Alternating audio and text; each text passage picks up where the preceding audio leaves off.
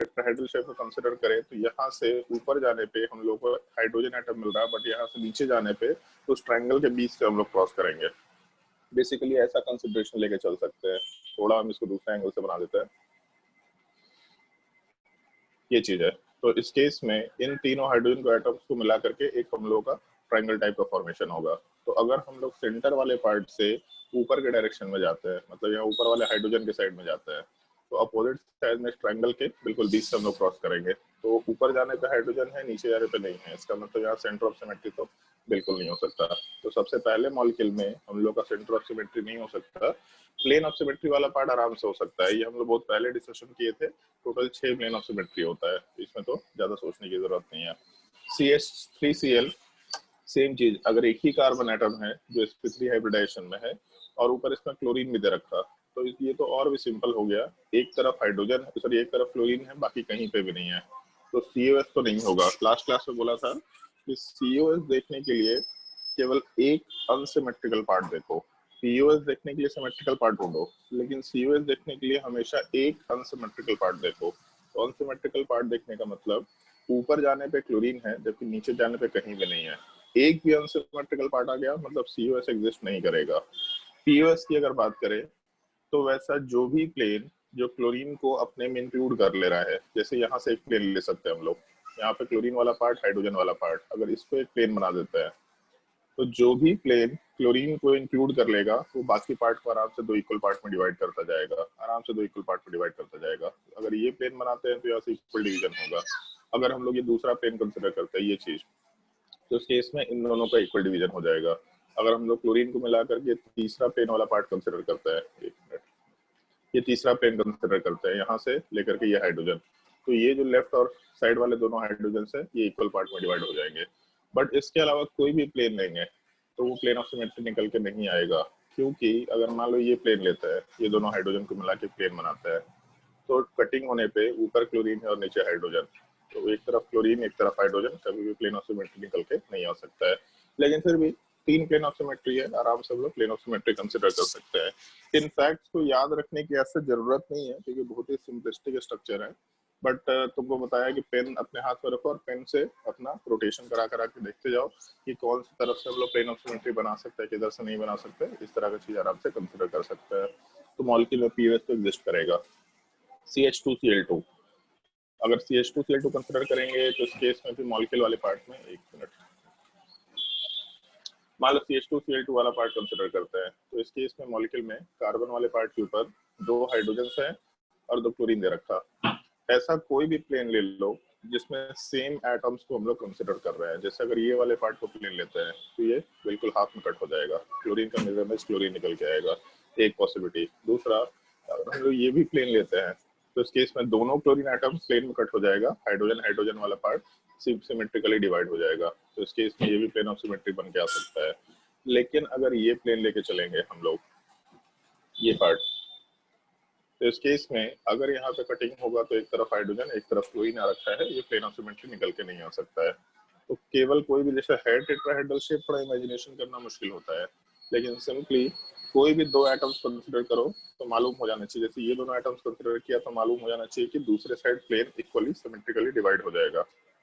तो हाइड्रोजन और क्लोरीन अगर प्लेन ऑफ सिमेट्री में खत्म हो गया तो H और Cl को प्लेन ऑफ सिमेट्री के लिए यूज करना पड़ेगा। मतलब यहाँ से हम लोग का प्लेन बिल्कुल बीच से क्रॉस होगा, एक तरफ क्लोरीन होगा एक तरफ हाइड्रोजन होगा, वहाँ पे प्लेन ऑफ सिमेट्री तो निकल के नहीं आ रहा। तो ये एडवांटेज, मतलब ये चीज हम लोग कंसिडर करते हैं, बस दो दो एटम को मिलाएंगे, बाकी दो एटम को बीच से कट करके देखने की कोशिश करेंगे। तो ये दोनों प्लेन ऑफ सिमेट्री तो नहीं हो सकता, लेकिन जो पहला कंसिडरेशन लेके चले थे, सबसे पहला प्लेन ऑफ सिमेट्री हम लोग का हाइड्रोजन से लेके हाइड्रोजन तक, ये पार्ट, एक ये प्लेन ऑफ सिमेट्री बन सकता है और दूसरा chlorine chlorine chlorine plane of symmetry, chlorine carbon chlorine plane of symmetry बन सकता है। तो इस केस में दो प्लेन ऑफ सिमेट्री है, सेंटर ऑफ सिमेट्री हो नहीं सकता, तो यहाँ का डिस्कशन करने का कोई पॉइंट नहीं रहेगा। फिर CH Cl3, तो इन दोनों में कोई डिफरेंस नहीं है। CH3Cl और CH Cl3 इन दोनों में कोई डिफरेंस नहीं है। एक तरफ तीन हाइड्रोजन है एक क्लोरीन, एक तरफ एक हाइड्रोजन है तीन क्लोरीन, तो यहाँ COS नहीं होगा, COS वाला पार्ट तो होगा ही होगा। फिर उसके बाद CH2Br Cl, अगर CH2Br Cl लेके चलते हैं तो एक सवाल ये बताओ कि इसमें प्लेन ऑफ सिमेट्री कितना होगा, बस ये एक सवाल पूछ रहे हैं हम। इस मॉलिक्यूल में प्लेन ऑफ सिमेट्री तो होगा ही होगा, सेंटर ऑफ सिमेट्री नहीं होगा। कितना प्लेन ऑफ सिमेट्री होगा CH2BrCl में? बस ये खुद से सोच करके बताओ।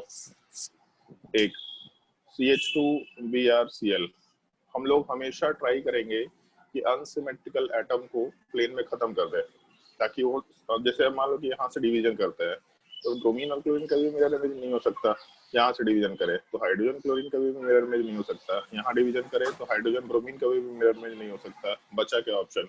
यहाँ पे अगर एक प्लेन होगा, मिरर होगा, बस ये मिरर इमेज बन सकता है, तो इसके अलावा और कोई ऑप्शन है नहीं। और यहाँ पे अगर हम लोग मिरर रखना चाहते हैं, इसका मतलब बेसिकली हम लोगों को प्लेन वाला पार्ट इसमें रखना पड़ेगा। तो क्लोरीन, कार्बन, ब्रोमीन मिला के एक प्लेन बना सकते हैं जो मॉलिक्यूल को सिमेट्रिकली डिवाइड करेगा। प्लेन ऑफ सिमेट्री निकल के आ सकता है।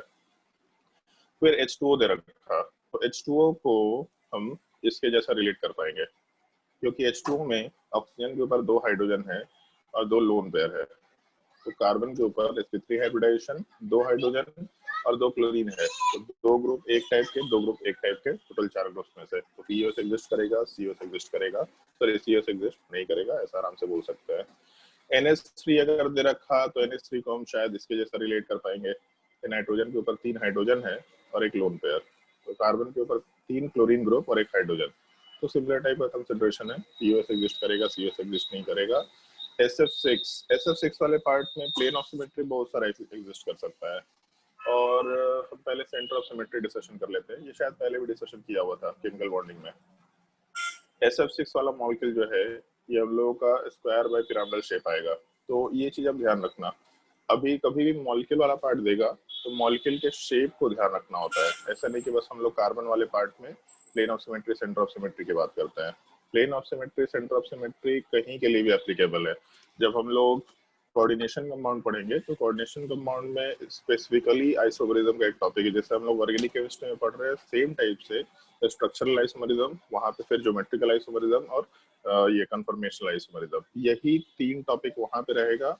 और ज्योमेट्रिकल और ये ऑप्टिकल, सॉरी कन्फर्मेशनल नहीं, ऑप्टिकल आइसोमरिज्म, ये दोनों टॉपिक तो एग्जैक्टली सेम कंसेप्ट के साथ है। थोड़ा वेरिएशन है वहां के स्ट्रक्चर में, बट सेम कंसिडरेशन के साथ है। हाँ अनु बोलो। सर क्वेश्चन नंबर 3 पे जाइए ना।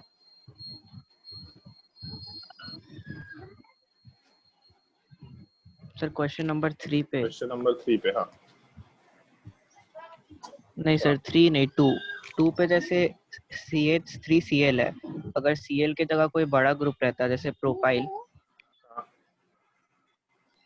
तो हम लोग उसका Cl की जगह कोई बड़ा ग्रुप Cl रहता, की जगह कोई, प्रोपाइल जैसा ठीक ग्रुप है, रहता, हाँ तो हम हाँ, लोग उसमें जैसे प्रोपाइल में ठीक है, जितना एटम से सबका ये देखते ओरिएंटेशन,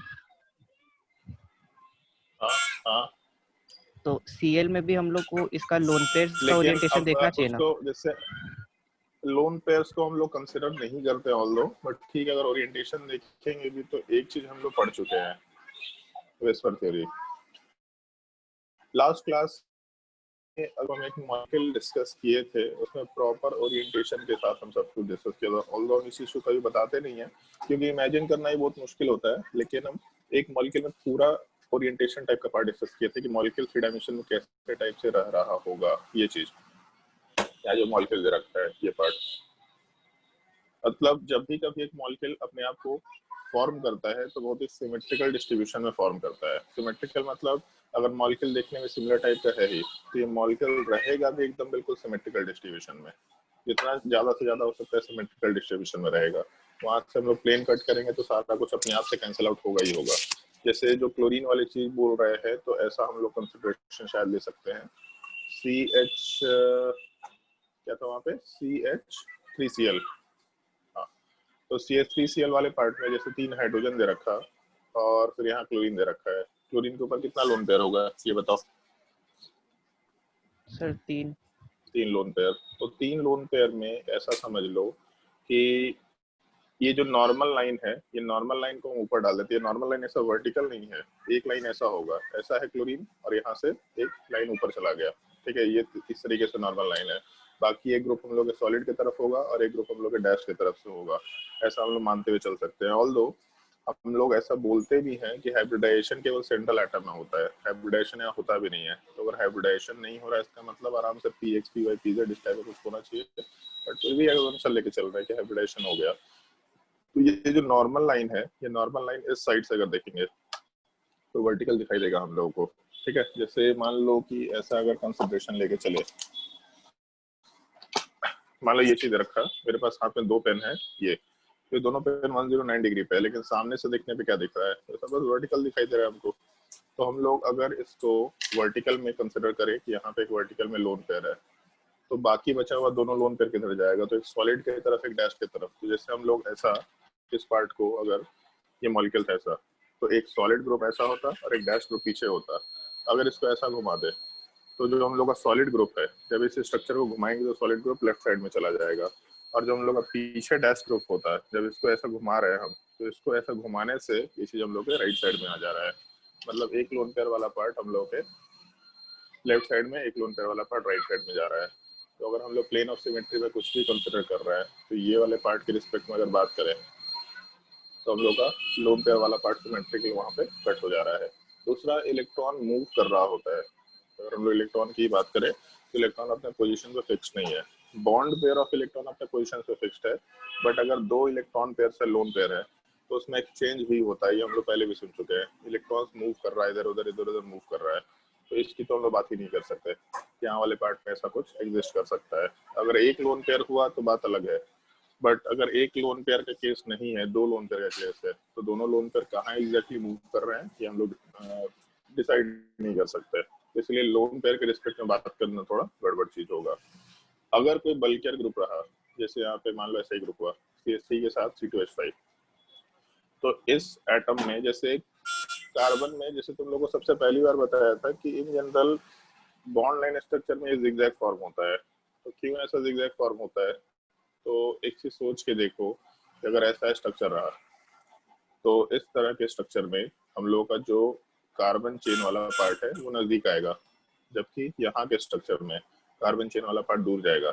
अभी जब हम लोग कन्फर्मेशनल आइसोमरिज्म पढ़ेंगे तो उसमें इस तरह के स्ट्रक्चर को एंटी फॉर्म बोला जाता है, और इस तरह के फॉर्म को एक्लिप्स फॉर्म बोला जाता है।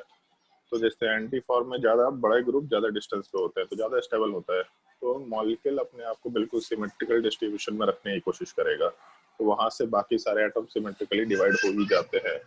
हाँ, एक सवाल हो सकता है किसी का कि जैसे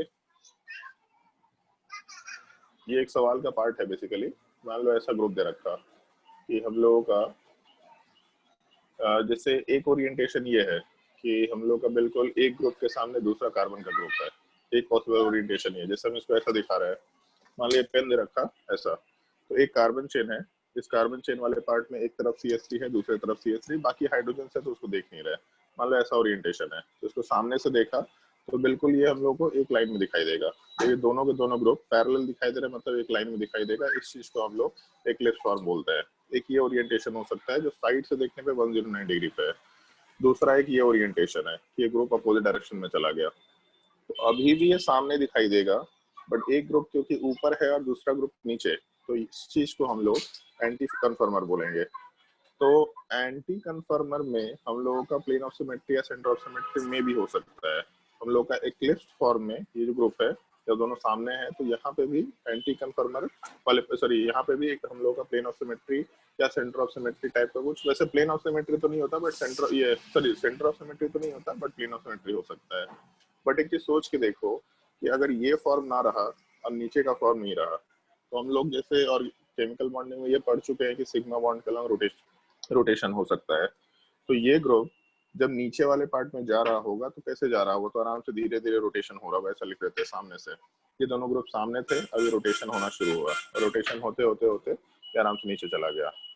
तो इस फॉर्म में प्लेन ऑफ सिमेट्री एग्जिस्ट कर सकता है, नीचे के फॉर्म में प्लेन ऑफ सिमेट्री और सेंटर ऑफ सिमेट्री एग्जिस्ट कर सकता है, लेकिन इस फॉर्म में कुछ नहीं एग्जिस्ट करेगा, इस फॉर्म में कुछ एग्जिस्ट नहीं करेगा, और ये सब भी फॉर्म में एग्जिस्ट कर सकते हैं। लेकिन हम लोग एक छोटा सा पॉइंट आगे डिस्कस करेंगे आज। अगर एक मॉलिक्यूल के किसी भी कन्फर्मर में, कोई भी कन्फर्मर उठा के देख लो, अगर एक मॉलिक्यूल के किसी भी कन्फर्मर में प्लेन ऑफ सिमेट्री होगा या सेंटर ऑफ सिमेट्री होगा, तो उस केस में मॉलिक्यूल को ऑप्टिकली इनएक्टिव कंसिडर किया जाएगा। मतलब कोई भी एक कन्फर्मर निकल के आ जाए जिसमें पीओएस या सीएस एग्जिस्ट कर रहा है तो कंपाउंड ऑप्टिकली इनएक्टिव ही होता है। बाकी कन्फर्मर में कुछ भी हो उससे मतलब नहीं है, लेकिन कोई भी एक कन्फर्मर में अगर सीओएस है तो बाय डिफॉल्ट, ये हम लोग आगे दिखाएंगे भी, अगर किसी भी एक कन्फर्मर में सीओएस है तो उसमें पीओएस एग्जिस्ट करेगा ही करेगा किसी दूसरे कन्फर्मर में। किसी भी एक कन्फर्मर में पीओएस है तो किसी न किसी दूसरे कन्फर्मर में सीओएस एग्जिस्ट करेगा ही करेगा, ऐसा बोल सकते हैं। और कोई भी एक कन्फर्मर अगर ऑप्टिकली इनएक्टिव हो गया तो the molecule will be considered as optically inactive, ऐसा हम लोग आराम से बोलते हुए काम कर सकते हैं। तो ये जो मॉलिक्यूल में बड़ा ग्रुप रहेगा, ये बड़े ग्रुप में बॉन्ड रोटेशन होने की वजह से पूरा ग्रुप इस तरीके से अपने आप को सिमेट्रिकल डिस्ट्रीब्यूशन में रखेगा कि वहां से प्लेन ऑफ सिमेट्री या सेंटर ऑफ सिमेट्री निकल के आएगा ही आएगा। तो उसमें हम लोग आंसर निकालना मुश्किल चीज नहीं होने वाला है, इस चीज का थोड़ा ध्यान रखना। जैसे ऐसा होगा कुछ, यहाँ पे सॉलिड में ग्रुप है और डैश में ग्रुप है, फिर यहाँ वाले पार्ट में सॉलिड में ग्रुप है और डैश में ग्रुप है, तो प्लेन ऑफ सिमेट्री नहीं भी होगा तो सेंटर ऑफ सिमेट्री टाइप का स्ट्रक्चर निकल के आएगा, तो इसमें कोई दिक्कत नहीं होने वाला है। मतलब इतना आगे तक का डिस्ट्रीब्यूशन हम लोग सोचते तो नहीं है, बट उसमें सिंपली ऐसा सोचना, अगर ऐसा केस रहा तो अगर इस मॉलिक्यूल में कायरल सेंटर नहीं है तो इसका मतलब यहाँ पे plane of symmetry centre of symmetry रहेगा ही रहेगा। मतलब अगर एक सिंपल अल्केन का स्ट्रक्चर है, सिंपल अल्केन का स्ट्रक्चर, और कहीं कोई कायरल सेंटर नहीं है तो मॉलिक्यूल हमेशा ऑप्टिकली इनएक्टिव रहेगा, वहाँ पीओएस सीओएस दोनों में से कुछ ना कुछ एग्जिस्ट करेगा ही करेगा। अगर ये जैसे लास्ट क्लास में सवाल डिस्कस किया था ना कि अगर एलियंस का केस है तो एलियंस के केस में हम लोग का पीओएस सीओएस एग्जिस्ट नहीं भी कर सकता है, डिपेंड करता है कैसा स्ट्रक्चर हम लोग का दे रखा है। तो इस तरह का अगर केस है जो यूनिक केस है, एलियंस हो गया, फिर बाइफिनाइल्स वाला पार्ट हो गया, मतलब दो बेंजीन रिंग वाले पार्ट हो गए, इस तरह का अगर केस रहा तो पीओएस सीओएस बिना कायरल सेंटर के एग्जिस्ट कर सकता है, इसमें दिक्कत नहीं है। बट अगर एक सिंपल अल्केन स्ट्रक्चर, एकदम सिंपल अल्केन स्ट्रक्चर, अगर सिंपल अल्केन में कायरल सेंटर नहीं है, हमेशा कंपाउंड ऑप्टिकली इनएक्टिव होगा, कुछ सोचने की जरूरत नहीं है, डायरेक्टली आंसर बना सकते हैं हम लोग। सर अल्केन में कायरल सेंटर का एग्जांपल दीजिए ना, सिंपल अल्केन में। सिंपल अल्केन में कायरल सेंटर का एग्जांपल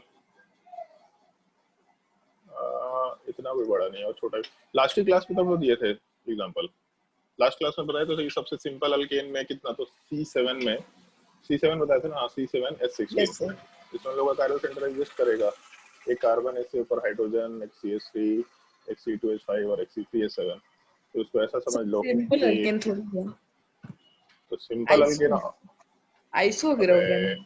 अच्छा तो अल्केन का मतलब ऐसा चाहिए तुमको, तो इसमें कहाँ से कायरल सेंटर बनेगा? तो सर सिंपल अल्केन का मतलब और अल्केन में डिफरेंस क्या है? सिंपल अल्केन मतलब अल्केन ही बोल रहे हैं हम लोग, सिंपल अल्केन मतलब चल ठीक है अल्केन रख लो तुम, सिंपल अल्केन का क्या मतलब होता है? सिंपली अल्केन, ठीक है, मॉडिफाई कर रहे हैं हम लैंग्वेज को। तो इसके बाद वाले क्वेश्चन में SF6 है, SF6 वाले पार्ट में हम लोगों का sp3d2 हाइब्रिडाइजेशन, हाँ अरविंद बोलो। सर जो आप बताए थे कि ऑप्टिकली एक्टिव कंपाउंड्स का सॉल्यूशन प्लेन पोलराइज्ड लाइट को रोटेट करता है, इसका आपके पास कोई एनिमेशन है? इसका एनिमेशन मिल तो जाएगा, हम देखे नहीं है बट एनिमेशन मिल जाएगा, हम देख करके दिखा देंगे। वैसे इस चीज को हम सोचे भी थे दिखाने के लिए, जब हम लोग optical angle of rotation discuss करेंगे, मतलब थीटा वाले पार्ट का कैलकुलेशन डिस्कस करेंगे, तो वहाँ पे दिखा देंगे कि कैसा रोटेशन होता है। SF6 मॉलिक्यूल वाले पार्ट में sp3d2 हाइब्रिडाइजेशन मतलब स्क्वायर बाय पिरामिडल शेप, तो यहाँ पे सेंटर के रिस्पेक्ट में ऊपर फ्लोरीन है, नीचे फ्लोरीन है, एक तरफ फ्लोरीन, दूसरी तरफ फ्लोरीन, इधर फ्लोरीन, इधर फ्लोरीन, मतलब सेंटर ऑफ सिमेट्री पे एग्जिस्ट करेगा, और पीओएस तो आराम से एग्जिस्ट करेगा, बहुत सारा पीओएस यहाँ पे एग्जिस्ट कर सकता है। फिर हाँ अरविंद बोलो। सर लेकिन आंसर में दिया हुआ सीओएस एग्जिस्ट नहीं करेगा। नहीं सीओएस तो आराम से एग्जिस्ट करेगा, यहाँ पे SF6 दे रखा है ना, सीओएस एग्जिस्ट करेगा, पक्का आंसर नहीं दिया है? Yes sir. शीट 14, चलो ठीक है, इसका आंसर चेक कर लेंगे। फिर इसके बाद HC triple bond CH, HC triple bond CH वाले पार्ट में हम लोगों का COS एग्जिस्ट करेगा, एक तरफ हाइड्रोजन दूसरी तरफ हाइड्रोजन, POS आराम से एग्जिस्ट करेगा, कोई दिक्कत नहीं है। क्वेश्चन नंबर 10 में फिर से एक अल्केन का स्ट्रक्चर दे रखा और इस अल्केन में कोई कायरल सेंटर नहीं है, अगर कायरल सेंटर नहीं है तो हम लोग का POS एग्जिस्ट करेगा ही करेगा। यहाँ पे अगर डिवीजन करें हम लोग तो क्लोरीन वाला जो एटम है यहाँ पे, ये क्लोरीन वाला एटम सॉलिड पे है और हाइड्रोजन वाला एटम डैश पे है, और ये दोनों एटम उसी प्लेन में रहेगा, मतलब बेसिकली ऐसा कुछ है क्लोरीन और हाइड्रोजन।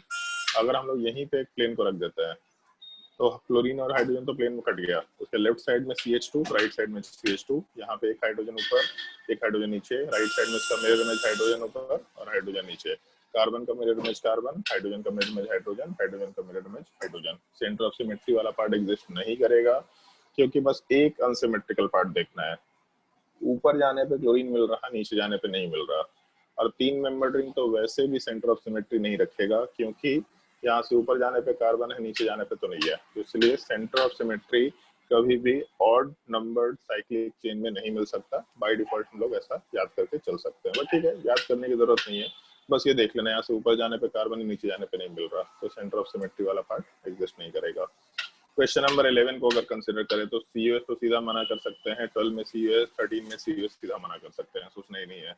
अब यहाँ पे अगर POS की बात करें तो इस केस में पूरे मॉलिक्यूल को इस तरीके से डिवाइड करना है कि सिमेट्रिकल डिवीजन हो। जैसे अगर हमको डिवीजन करना हो तो एक यहाँ से डिवीजन कर सकते हैं, बट ये सिमेट्रिकल नहीं है क्योंकि एक क्लोरीन एटम तो कट गया प्लेन में, बाकी बचा क्लोरीन और दूसरे साइड क्लोरीन नहीं है, तो क्लोरीन का मिरर में क्लोरीन तो बन नहीं सकता, तो ये मॉलिक्यूल का सिमेट्रिकल डिवीजन नहीं है, ये ऑप्शन नहीं लेके चल सकते, ये हम लोग प्लेन ऑफ सिमेट्री नहीं बना सकते। दूसरी पॉसिबिलिटी, क्लोरीन क्लोरीन और यहाँ वाले पार्ट में ऐसा एक प्लेन अगर ले, यहाँ से अगर ये प्लेन लेंगे तो इस प्लेन में हम लोगों का ये जो क्लोरीन एटम है ये भी खत्म हो जाएगा, मतलब पूरे मॉलिक्यूल के बीच से वो प्लेन क्रॉस कर रहा है। तो इसको थोड़ा ध्यान रखना, जैसे मॉलिक्यूल इसको अगर हम थोड़ा घुमा दे तो थोड़ा घुमाने का मतलब है कि ऐसा कुछ स्ट्रक्चर आएगा। हम लोगों का ये जो स्ट्रक्चर है, यहाँ का जो क्लोरीन है, इस कार्बन को ऐसा रोटेट कर दिए तो ये थोड़ा इधर रोटेट होगा और ये भी थोड़ा आगे रोटेट होगा, तो हम लोग का ऐसा कुछ स्ट्रक्चर आएगा जिसमें हम लोग का क्लोरीन वाला पार्ट ऊपर है, हाइड्रोजन नीचे, दूसरे वाले साइड में क्लोरीन ऊपर, हाइड्रोजन नीचे और इधर हाइड्रोजन हाइड्रोजन है। अगर यहाँ पे प्लेन रखते हैं तो इस केस में क्लोरीन हाइड्रोजन प्लेन में कटेगा ही कटेगा। तो ये जैसे पहली बार है तो थोड़ा बहुत इमेजिनेशन चाहिए, बट आगे ध्यान रखना कि अगर यहाँ से प्लेन कोई क्रॉस कर रहा है तो इस केस में इस एटम के ऊपर जो भी दोनों ग्रुप्स हैं वो दोनों के दोनों ग्रुप्स प्लेन में खत्म हो जाएंगे, वो सिमेट्रिकल डिस्ट्रीब्यूशन में खत्म हो जाता है, तो कुछ सोचने की जरूरत नहीं होती है। तो अगर यहाँ प्लेन रखते हैं तो एक तरफ क्लोरीन है एक तरफ नहीं है, इसका मतलब ये भी प्लेन ऑफ सिमेट्री तो नहीं हो सकता। तीसरी पॉसिबिलिटी हम लोग ये कंसिडर करके चल सकते हैं कि हम लोग का जैसे ये प्लेन कंसिडर कर लिया, ये दूसरा प्लेन कंसिडर कर लिया, अब बचा अपने पास इसको भी क्रॉस कर देता है। अब तीसरा पॉसिबिलिटी हम लोग के पास ये बचा कि हम लोग दोनों क्लोरीन वाले एटम्स के बीच में सिमेट्रिकल डिस्ट्रीब्यूशन करें, तो यहाँ पे प्लेन ऑफ सिमेट्री शायद हो सकता है, वो भी इस एंगल में तो शायद नहीं दिखेगा, बट अगर हम लोग इस मॉलिक्यूल को थोड़ा लेफ्ट साइड में घुमा दे, जैसे ये चीज क्लोरीन को लेफ्ट में लेके गए, ये ऊपर लेके गए, ये नीचे लेके गए, तो हम लोग ऐसा कोई डिस्ट्रीब्यूशन निकल के आएगा। ये 3 मेंबर रिंग, मतलब अभी जो रिंग का ओरिएंटेशन है इस टाइप का है, और इसको हम लोग घुमा करके इसको थोड़ा इधर 60 डिग्री, इसको 60 डिग्री और इसको 60 डिग्री नीचे घुमा के ले जाए, तो ये ओरिएंटेशन आएगा। यहाँ पे हम लोग के पास हाइड्रोजन हाइड्रोजन है, दूसरे वाले पार्ट में क्लोरीन हाइड्रोजन है, तीसरे वाले पार्ट में क्लोरीन हाइड्रोजन है, ये अपने मॉलिक्यूल का ओरिएंटेशन है।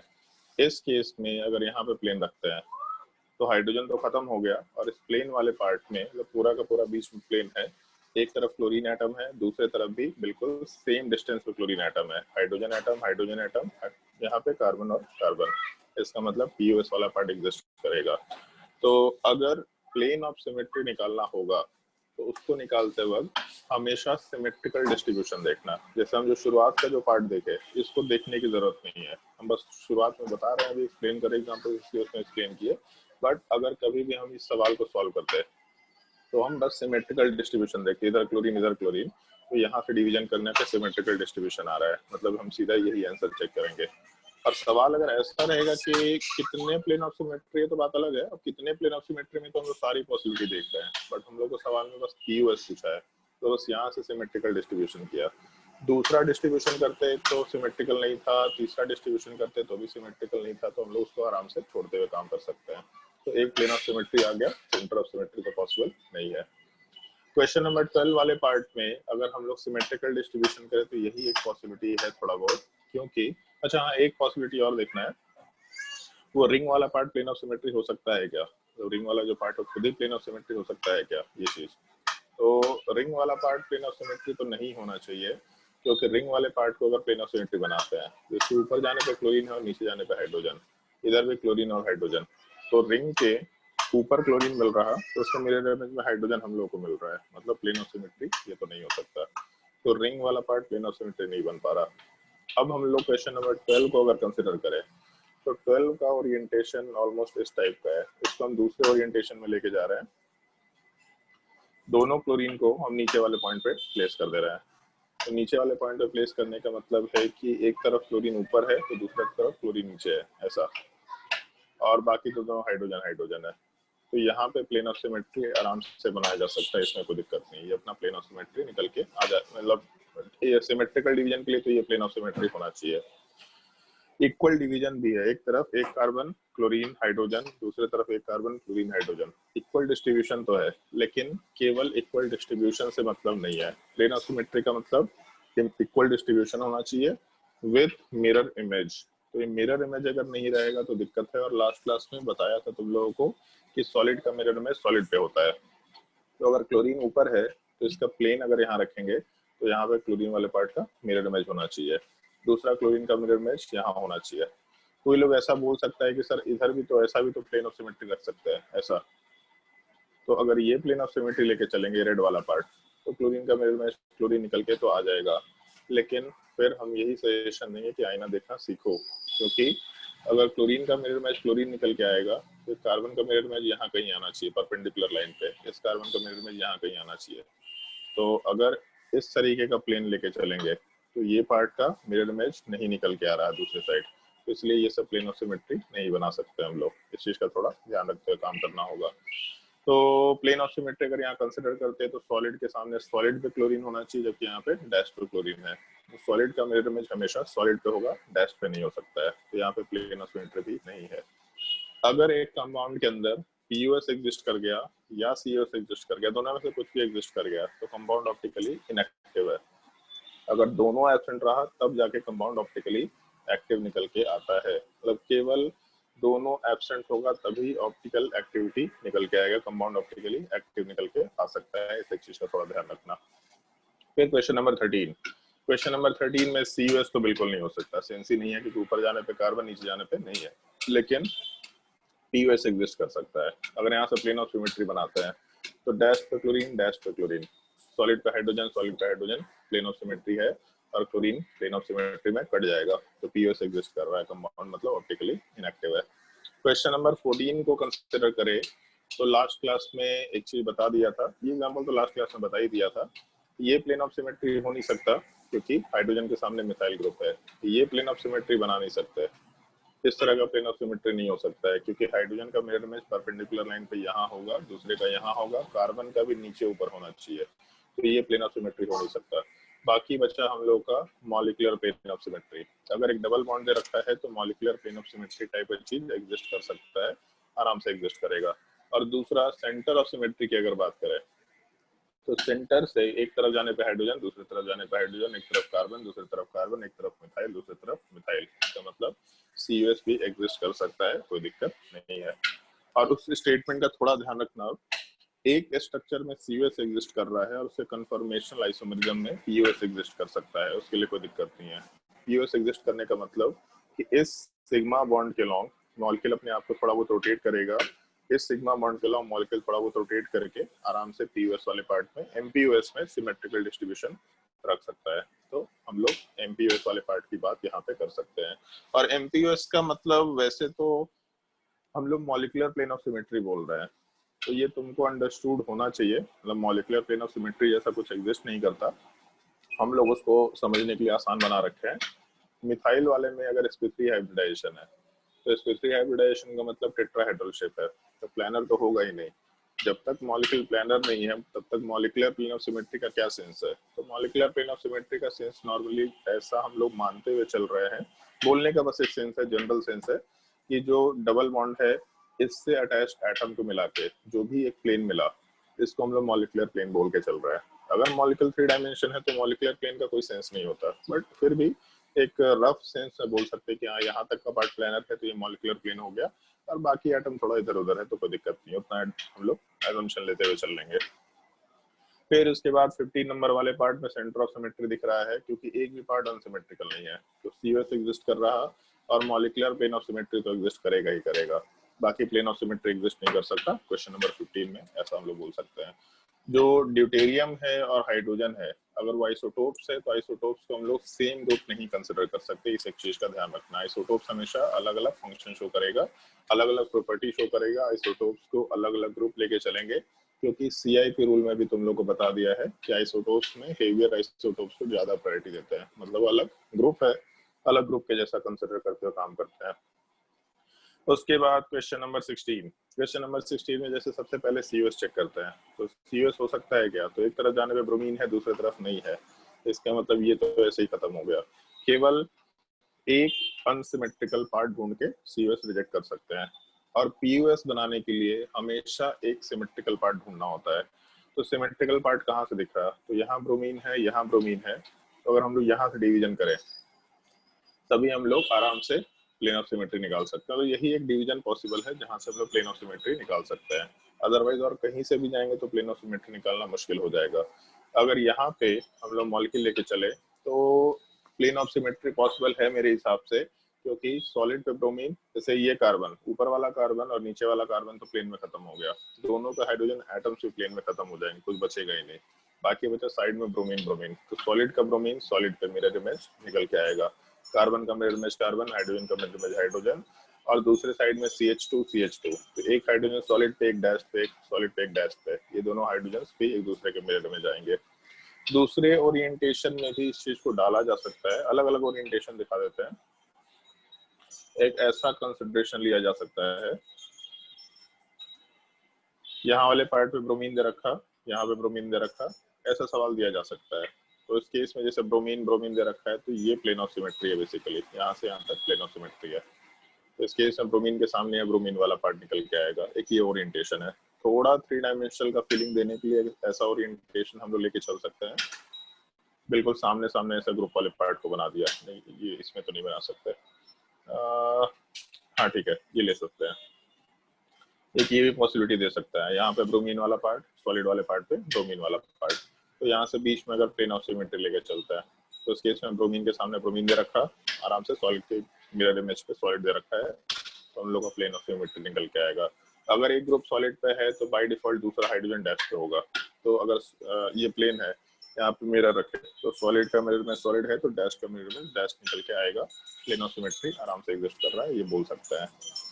क्वेश्चन नंबर 17 में एक तो ये ओरिएंटेशन दे रखा है जिसको कंसिडर कर सकते हैं। तो जैसे यहाँ पे सेंटर लेकर, तो एक भी पार्ट अनसिमेट्रिकल है क्या? तो इधर के सिमेट्री में ये है, इधर के सिमेट्री में ये है, इधर के सिमेट्री में ये है।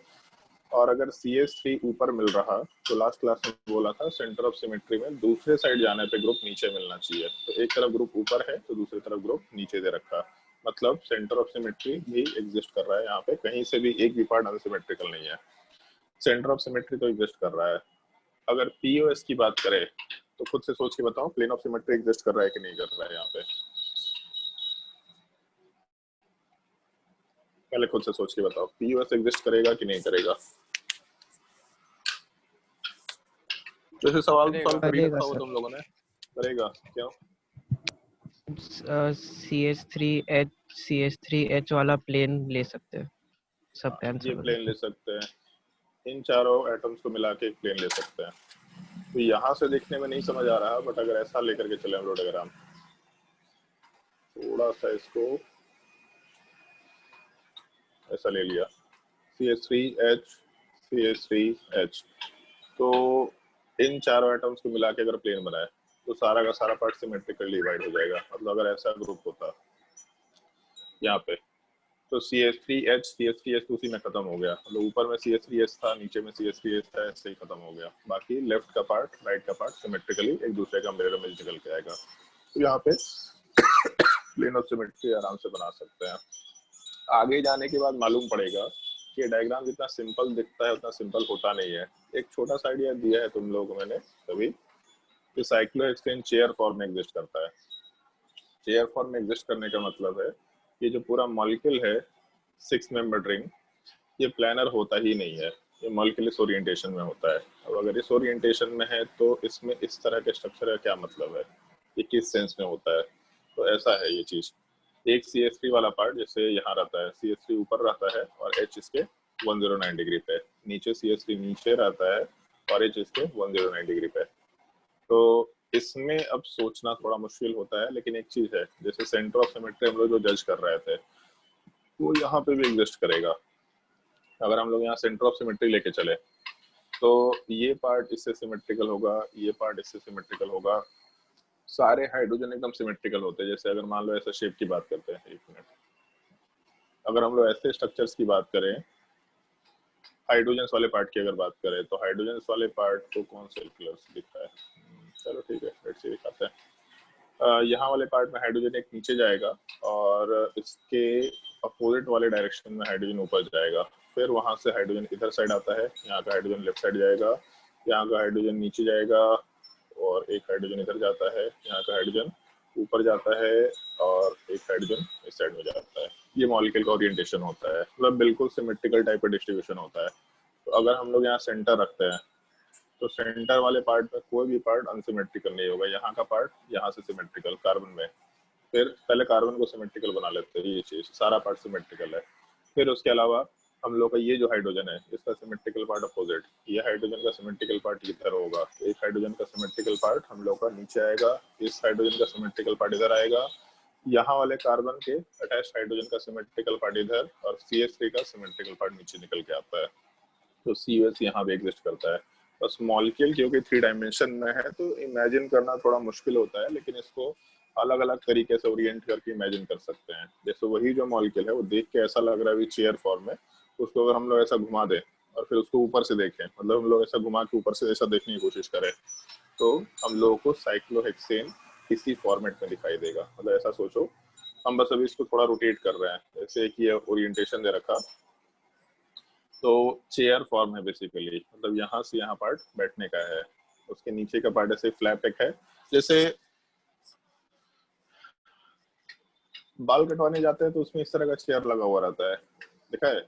बाल कटवाने जाते हैं तो जो पीछे का सीट है वो भी ऊपर नीचे हो सकता है और जो नीचे का पैर रखने वाला पार्ट है वो भी ऊपर नीचे हो सकता है, ऐसा देखा है?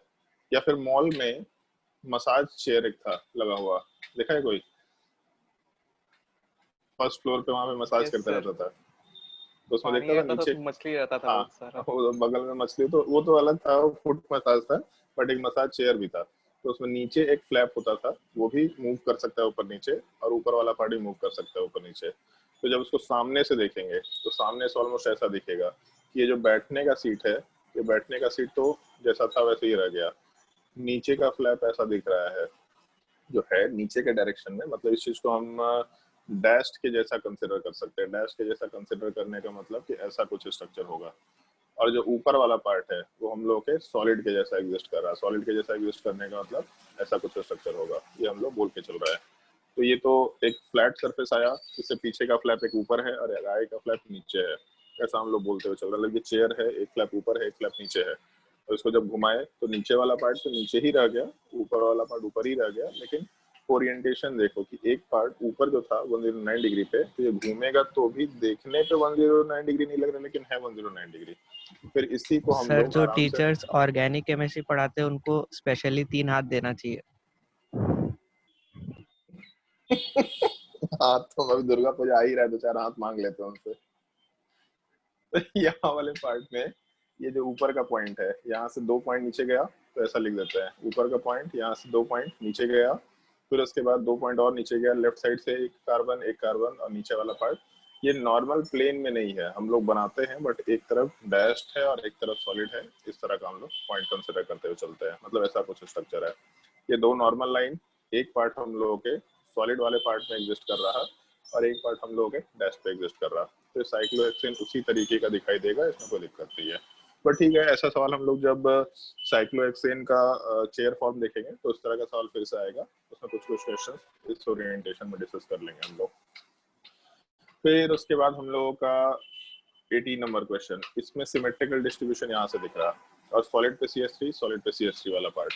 अब कोई ये चीज सोच के देख सकता है कि जैसे सॉलिड पे CH3 और सॉलिड पे CH3 है, तो इसका मतलब क्या है बेसिकली, तो इसको हम लोग उस चेयर फॉर्म में कैसे कंसिडर करेंगे। तो चेयर फॉर्म में थोड़ा कंफ्यूजन हो सकता है, जैसे ऐसा कंसिडरेशन लेके चल सकते हैं हम लोग। मान लो इस तरह का ओरिएंटेशन है और इसमें सॉलिड पे CH3 और सॉलिड पे CH3 वाला पार्ट है, तो कैसा ओरिएंटेशन निकल के आएगा। तो उस केस में जैसे हम लोग इसको सिंप्लीफाइड लैंग्वेज में रखने के लिए ऐसा ओरिएंटेशन लेके चलते हैं, अदरवाइज सिर्फ बाकी जो भी ओरिएंटेशन होंगे उसमें इमेजिन कर पाना थोड़ा मुश्किल काम होता है। तो सॉलिड पे CH3 और सॉलिड पे CH3 का मतलब ऐसा कुछ होगा कि अगर मान लो हम लोग ऐसा लेके चलते हैं, ऊपर है या नीचे, यहाँ पे ऊपर, ठीक है, ऐसा लेके चलते हैं कि यहाँ पे ऊपर वाले पार्ट में CH3 है और H नीचे होगा, तो दूसरे वाले केस में हम लोग का CH3 यहाँ कहीं होगा और H वाला पार्ट नीचे निकल के आएगा। तो इस तरह के केस में इमेजिन करना हम लोग के लिए थोड़ा मुश्किल होता है। तो जैसे यहाँ पे तो हम लोग प्लेन ऑफ सिमेट्री वाला पार्ट डिस्कस नहीं कर सकते। यहाँ पे अगर हम लोग प्लेन ऑफ सिमेट्री की बात करें तो प्लेन ऑफ सिमेट्री में कहीं से नहीं मिलेगा, सेंटर ऑफ सिमेट्री तो वैसे भी नहीं मिल रहा। लेकिन जो हम लोग को ये पॉइंट ऑफ डिस्कशन था कि इस मॉलिक्यूल के किसी भी एक टाइप के कन्फर्मर में अगर प्लेन ऑफ सिमेट्री है तो मॉलिक्यूल में प्लेन ऑफ सिमेट्री एग्जिस्ट करता है। अब सबसे बड़ा पॉइंट ये है कि जैसे अभी हमको नहीं मालूम कि साइक्लोहेक्सेन का चेयर फॉर्म या फिर कन्फर्मर क्या क्या होता है, तो भी हम एक उसमें ओरिएंटेशन बताते हैं, उसको हम लोग बोर्ड फॉर्म बोलते हैं। बोर्ड फॉर्म सिंपली इस टाइप का एग्जिस्ट करेगा। बोर्ड फॉर्म मतलब सिंपली बोर्ड टाइप का स्ट्रक्चर ऐसा एग्जिस्ट करेगा। तो जैसे इस चेयर फॉर्म में हम लोगों को प्लेन ऑफ सिमेट्री नहीं दिखाई देगा।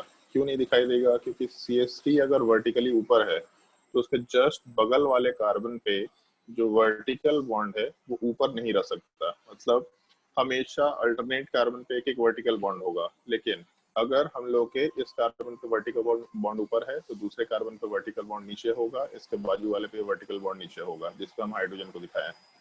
तो अगर कभी भी एक एटम पे एक वर्टिकल बॉन्ड है तो उसके चेयर फॉर्म में आजू बाजू वाले पे हमेशा वर्टिकल बॉन्ड नीचे होगा, फिर इसके आजू बाजू वाले पे वर्टिकल बॉन्ड ऊपर होगा, फिर उसके आगे वाले पे वर्टिकल बॉन्ड नीचे होगा। ऐसा ओरिएंटेशन होता है। तो अगर हम लोग दोनों CH3 सॉलिड पे रख रहे हैं तो खुद से सोच के देख सकते हैं कि अगर यहाँ पे ये लेफ्ट वाले पार्ट में हम लोग का CH3 ऊपर होता तो इसको सॉलिड अगर मानते कि चलो ठीक है ऐसा है, CH3 ऊपर आ रहा तो सॉलिड बोला, तो इसके बगल में भी सॉलिड पे ग्रुप चाहिए। इसके बगल में सॉलिड पे ग्रुप कैसे आएगा? एक बॉन्ड तो जस्ट अपोजिट डायरेक्शन में है, मतलब ये तो डैश पे ही जाना चाहिए। तो बगल में सॉलिड पे होने का मतलब है ये जो बॉन्ड है ये हम लोग का सॉलिड पे है। अभी भी जैसे बॉन्ड थोड़ा प्लेन में दूसरे साइड जा रहा, जैसे एक बॉन्ड एकदम वर्टिकली ऊपर है ये चीज, दूसरा बॉन्ड ऊपर तो है लेकिन एकदम वर्टिकल ऊपर नहीं है, थोड़ा ऐसा ओरिएंटेशन में, तो ऊपर जा रहा लेकिन थोड़ा बाहर के डायरेक्शन में भी जा रहा। लेकिन सॉलिड तो उसको मानेंगे। सॉलिड का मतलब प्लेन में जो ग्रुप हम लोग के साइड आ रहा। अब सीधा हम लोग के साइड कोई ग्रुप आ रहा हो, जैसे प्लेन है सीधा वर्टिकली ऊपर जा रहा, या फिर ऐसा थोड़ा टेढ़ा होके जा रहा, या थोड़ा टेढ़ा होके जा रहा, थोड़ा टेढ़ा होके जा रहा, सामने आ रहा, लेफ्ट आ रहा लेकिन थोड़ा ऊपर है, सब सॉलिड ग्रुप होता है। तो इस केस में हम लोग का ये दोनों ग्रुप सॉलिड है, इसमें प्लेन ऑफ सिमेट्री बना पाना पॉसिबल नहीं है। तो पॉसिबल ही नहीं है, चांस नहीं है। ऐसा तो रख नहीं सकते ग्रुप, ऐसा रखेंगे तो इसका मिरर इमेज ऊपर बनाना पड़ेगा।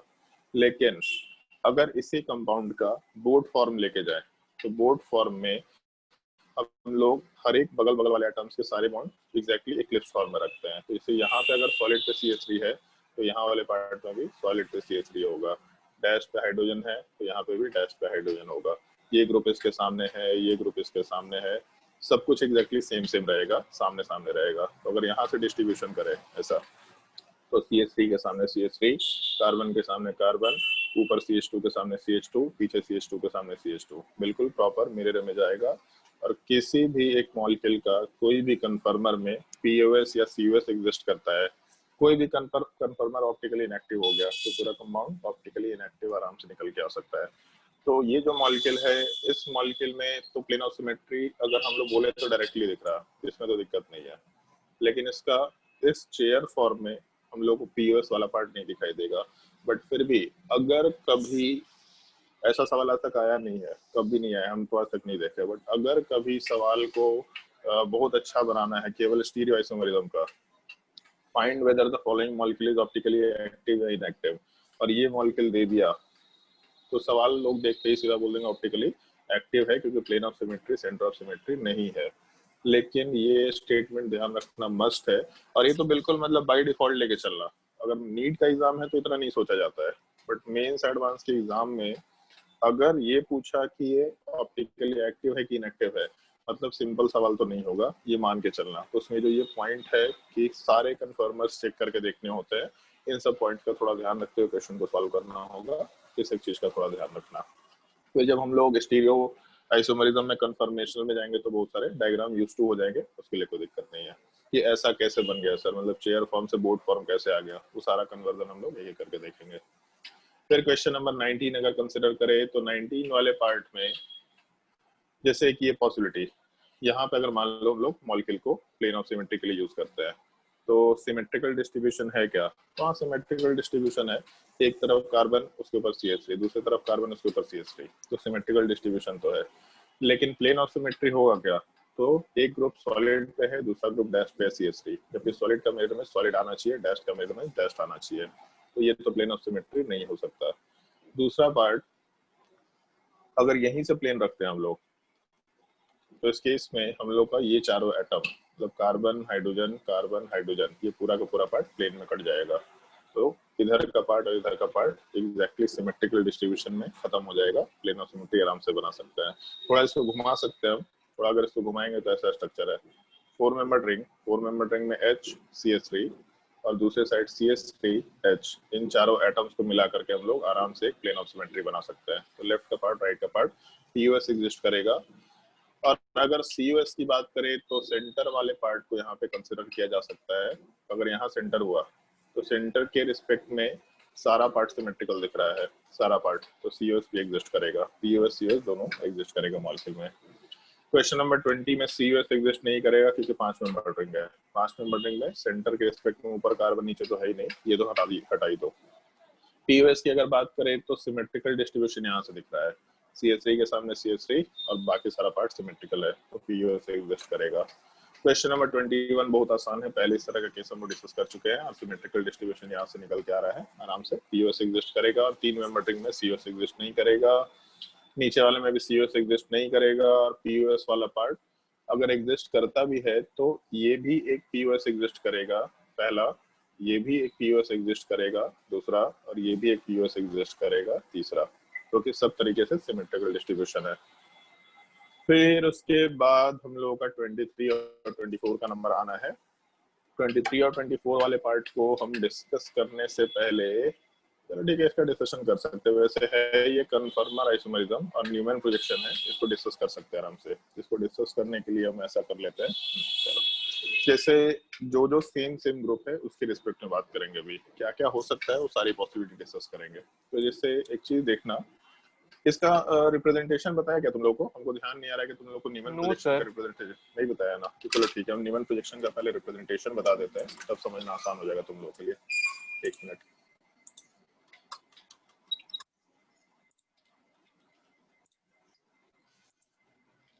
न्यूमैन प्रोजेक्शन, सॉहर्स प्रोजेक्शन और फिशर प्रोजेक्शन, ये तीनों का रिप्रेजेंटेशन अभी बता देते हैं। फिशर प्रोजेक्शन तो बहुत सिंपल, इसमें कोई दिक्कत नहीं है। जैसे हम लोग जब न्यूमैन प्रोजेक्शन की बात करते हैं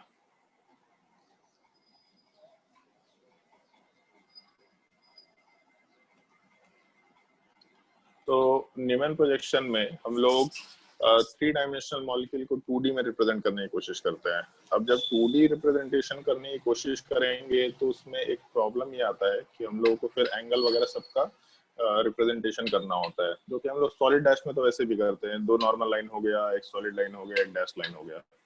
लेकिन ये तो जब एक एटम है उसके रिस्पेक्ट में अगर बात करना है तब के लिए, बट जब दो एटम्स होते हैं तो एक 3 डायमेंशनल स्ट्रक्चर को 2 डायमेंशन में एग्जिस्ट कराते वक्त बॉन्ड रोटेशन कैसे हो सकता है, एक के रिस्पेक्ट में दूसरा ग्रुप कितना सिमेट्रिकली एग्जिस्ट कर रहा है, इस तरीके की बात करने के लिए हम लोग न्यूमैन प्रोजेक्शन या ऑलमोस्ट सिमिलर टाइप का सॉहर्स प्रोजेक्शन यूज करते हैं। सेम नहीं है बट ऑलमोस्ट सिमिलर टाइप का है।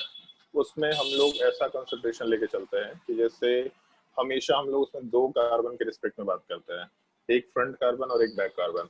हमेशा कोई भी एक बॉन्ड, सिंगल बॉन्ड, कहीं कहीं पे डबल बॉन्ड को भी दिखा दिया जाता है, ऑल्दो डबल बॉन्ड को रिप्रेजेंट करना थोड़ा मुश्किल है, बट फिर भी डबल बॉन्ड को भी दिखा दिया जाता है, लेकिन मेजरली सिंगल बॉन्ड के लिए चीज होता है। जिसमें से एक को फ्रंट एटम बोल सकते हैं। ऑर्गेनिक केमिस्ट्री में हम लोग कार्बन की बात करेंगे, लेकिन ऐसा नहीं कि केवल कार्बन हो सकता है, दूसरे एटम्स भी हो सकते हैं, और दूसरा बैक एटम हो गया।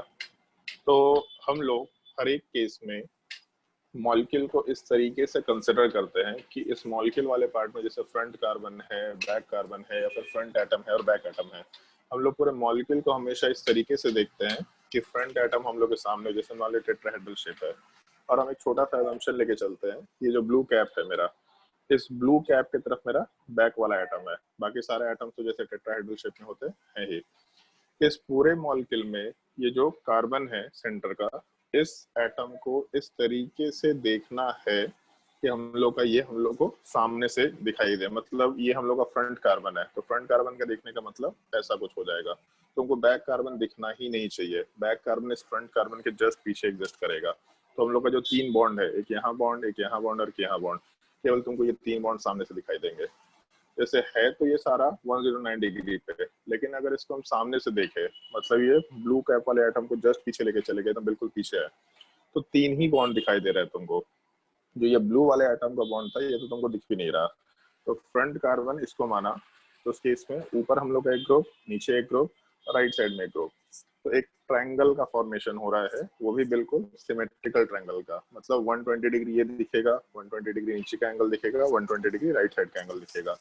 देख के ऐसा लग रहा है कि मॉलिक्यूल प्लानर है क्योंकि सामने से देख रहे हैं, स्क्रीन में साफ साफ दिखाई दे रहा है, बट एक्चुअल में ऐसा होता नहीं। मॉलिक्यूल तो है 3 डायमेंशन, बट हम लोग उसका प्रोजेक्शन ले रहे हैं, इसलिए न्यूमैन प्रोजेक्शन की बात कर रहे हैं हम लोग, रिप्रेजेंटेशन की कर रहे हैं। जैसे जब हम लोग शायद से मैथ्स का टॉपिक है वेक्टर एंड 3D, वहां पे हम लोग ये टर्म यूज करते हैं सॉलिड एंगल। तो सॉलिड एंगल वाला पार्ट थोड़ा 3 डायमेंशनल एंगल होता है, उसमें केवल हम लोग 2 डायमेंशन में ऐसा 2 बॉन्ड के बीच में एंगल की बात नहीं करते हैं। ये जो सॉलिड एंगल है उस तरह के केस में हम लोग प्रोजेक्शन के टर्म में काम करते हैं।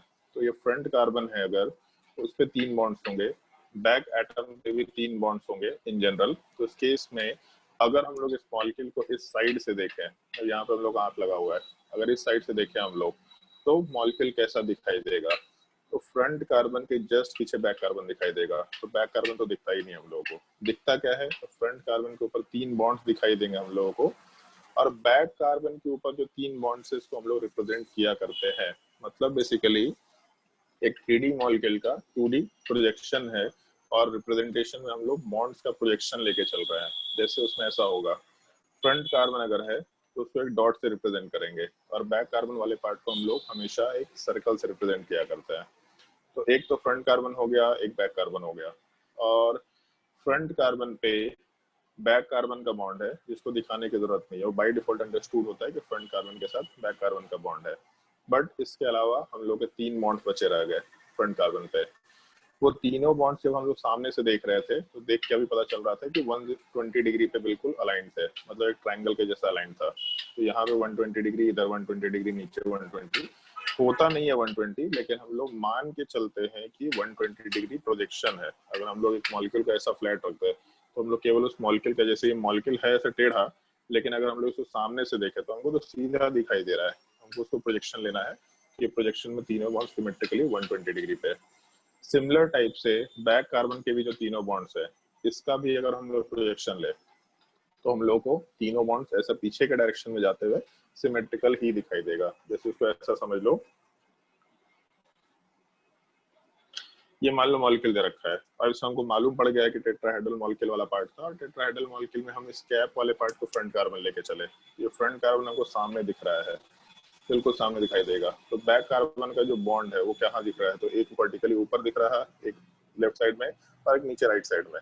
तो इसके सॉरी तुम्हारे हिसाब से लेफ्ट साइड में है ये चीज, तो एक राइट साइड में, एक लेफ्ट साइड में और एक वर्टिकली ऊपर, मतलब फिर से एक ट्रायंगल का फॉर्मेशन हो रहा है। मतलब ये बॉन्ड यहाँ नहीं होगा तो एक ट्रायंगल टाइप का फॉर्मेशन कंसिडर कर रहा है। तो फ्रंट कार्बन में जो बॉन्ड है वो फ्रंट कार्बन वाला पार्ट में भी ट्रायंगल बन रहा था, और बैक कार्बन में भी एक ट्रायंगल का फॉर्मेशन हो रहा है। तो दोनों में हम लोग के बॉन्ड्स इस टाइप से प्रोजेक्शन में ट्रायंगल के जैसा कंसिडर किए जाते हैं, पहला चीज। और उसके बाद जैसे एक मिनट, इस चीज को हम लोग फ्रंट कार्बन बोल सकते हैं या फ्रंट एटम बोल सकते हैं, दूसरे वाले पार्ट को हम लोग बैक कार्बन या बैक एटम बोल सकते हैं। न्यूमैन प्रोजेक्शन में इन दोनों एटम्स को एडअप करके नेट इस टाइप का प्रोजेक्शन कंसिडर किया जाता है। मतलब सिंपली हम लोग ऐसा एक रिप्रेजेंटेशन कंसिडर कर सकते हैं कि एक हम लोग का सर्कल होगा, ये सर्कल वाला पार्ट बैक कार्बन हो गया, इस सर्कल के जस्ट अंदर एक डॉट है, ये हम लोग का फ्रंट कार्बन हो गया। सर्कल वाले पार्ट में और डॉट वाले पार्ट में हम लोग का एक एक बॉन्ड एग्जिस्ट कर रहा है।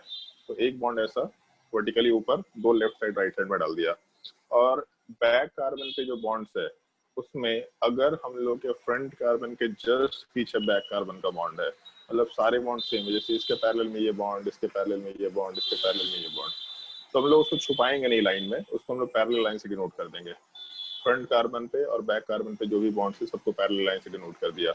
इस चीज को हम लोग नीमन प्रोजेक्शन बोला करते हैं। मतलब ये मॉलिक्यूल को 2 डायमेंशन में रिप्रेजेंट करने का एक तरीका है। तो ये जो पूरा मॉलिक्यूल है, इस मॉलिक्यूल में अगर ढंग से देखो तो यहाँ के सामने ये बॉन्ड है, मतलब पैरेलल तो नहीं है लाइन, लेकिन एक दूसरे के सामने अगर इस साइड से देखेंगे तो ये एटम पीछे वाले को छुपाएगा, दूसरा उसके अलावा ये एटम इधर वाले को छुपाएगा और नीचे वाला एटम इधर वाले को छुपाएगा।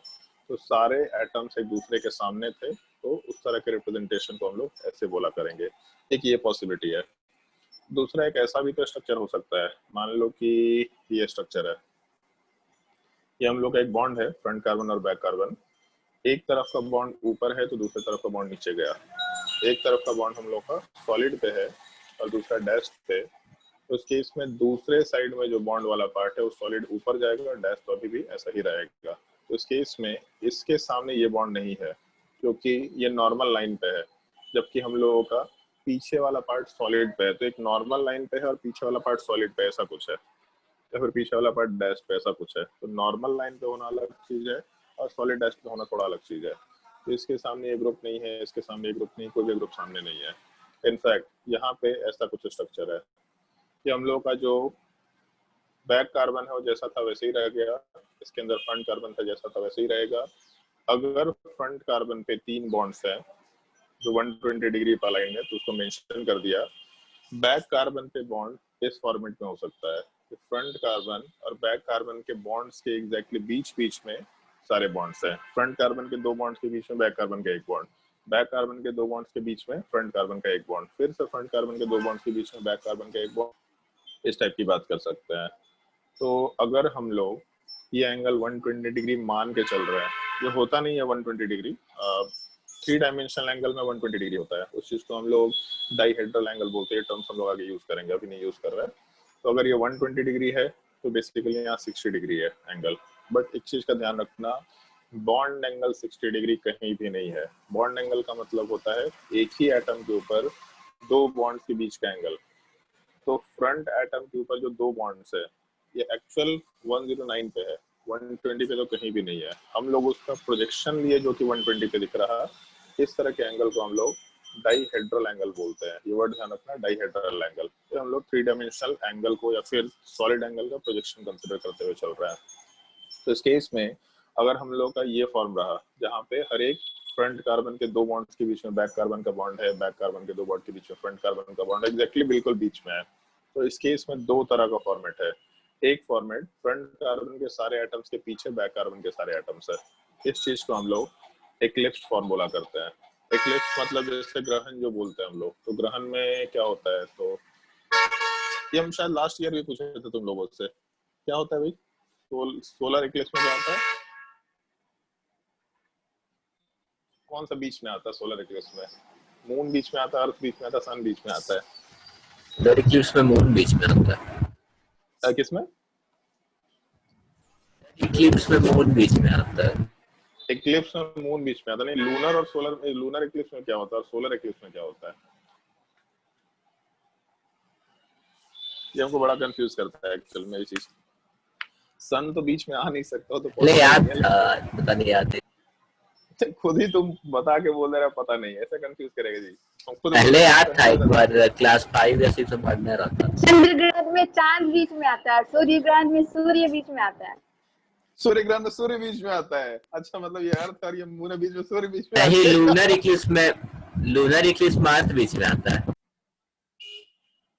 अभी वो चंद्र ग्रहण बोली, उसको लूनर एक्लिप्स बोलते हैं, इतना हिंदी हमको मालूम है, ठीक है। तो वो बोलिए कि लूनर एक्लिप्स में मतलब चंद्र ग्रहण में चांद बीच में आता है। सूर्य ग्रहण में क्या होता है, अर्थ बीच में आता होगा फिर? नहीं सर, लूनर में होता है वैसे। उल्टा सर, उल्टा। एक बार कंफर्म करो, हम केवल लूनर में बताओ, लूनर में क्या होता है? लूनर में क्या बीच में आता है? अर्थ बीच में आता है। लूनर में अर्थ बीच में आता है। तो लूनर में अगर अर्थ बीच में आता है तो फिर तो ये तो ऐसा नॉर्मल चीज हो गया ना कि चांद दिखाई नहीं देगा। चांद क्यों दिखता है? क्योंकि सूर्य का प्रोजेक्शन, उस पर लाइट पड़ता है तो उसका रिफ्लेक्शन दिखाई देता है, ऐसा ही होता है ना? Yes sir. तो Yes. लूनर एक्लिप्स अगर हुआ तो लूनर एक्लिप्स में हम लोग को चांद नहीं दिखता है basically. Yes sir. Yes, sir. अच्छा ऐसा होता है। तो लूनर एक्लिप्स तो बोलते हैं आज तो चंद्र ग्रहण है तो आज लाल चांद दिखाई देगा। चांद दिख सकता है, नहीं सर, वो डिपेंड करता है, हमेशा जरूरी नहीं है। चांद दिख सकता है। कैसे दिख सकता है? अगर चांद मतलब ये खड़े हो जाएंगे। अगर तुमको मारेंगे ना, तुम्हें को टॉर्च लेकर के भेज देंगे उधर हम। मतलब अगर इधर सूर्य है, ठीक है, और यहाँ पे अर्थ है, चलो अर्थ को बॉक्स बना देते हैं, और इधर मेरा चांद है, तो कैसे दिखेगा? चांद पे जब लाइट ही नहीं पड़ रहा, यहाँ से तो शैडो आ जा रहा है, तो कैसे दिखेगा ये? नहीं दिखता है, नहीं दिखता है। कहाँ दिखता है उसमें? तो लोग चंद्र ग्रहण को देख कैसे लेते हैं? फुल मून इक्लिप्स करके जो बोलते हैं वो कैसे देख लेते हैं? इक्लिप्स भी बोल रहे हैं और फुल मून इक्लिप्स बोल रहे हैं। सर ऐसा मैंने नहीं सुना कभी। सर वो तो बस रहता है कि एक तरफ रहेगा तो क्रिसेंट शेप ऐसा का हो बस। सकता है कि बाकी स्टार्स का लाइट जो है उस पे पड़ता होगा तो दिख जाता होगा। ऐसा होता है क्या? चलो ठीक है, नहीं हमको जहाँ नहीं तक भाई, ध्यान ऐसा है तो कि कुछ नहीं होता।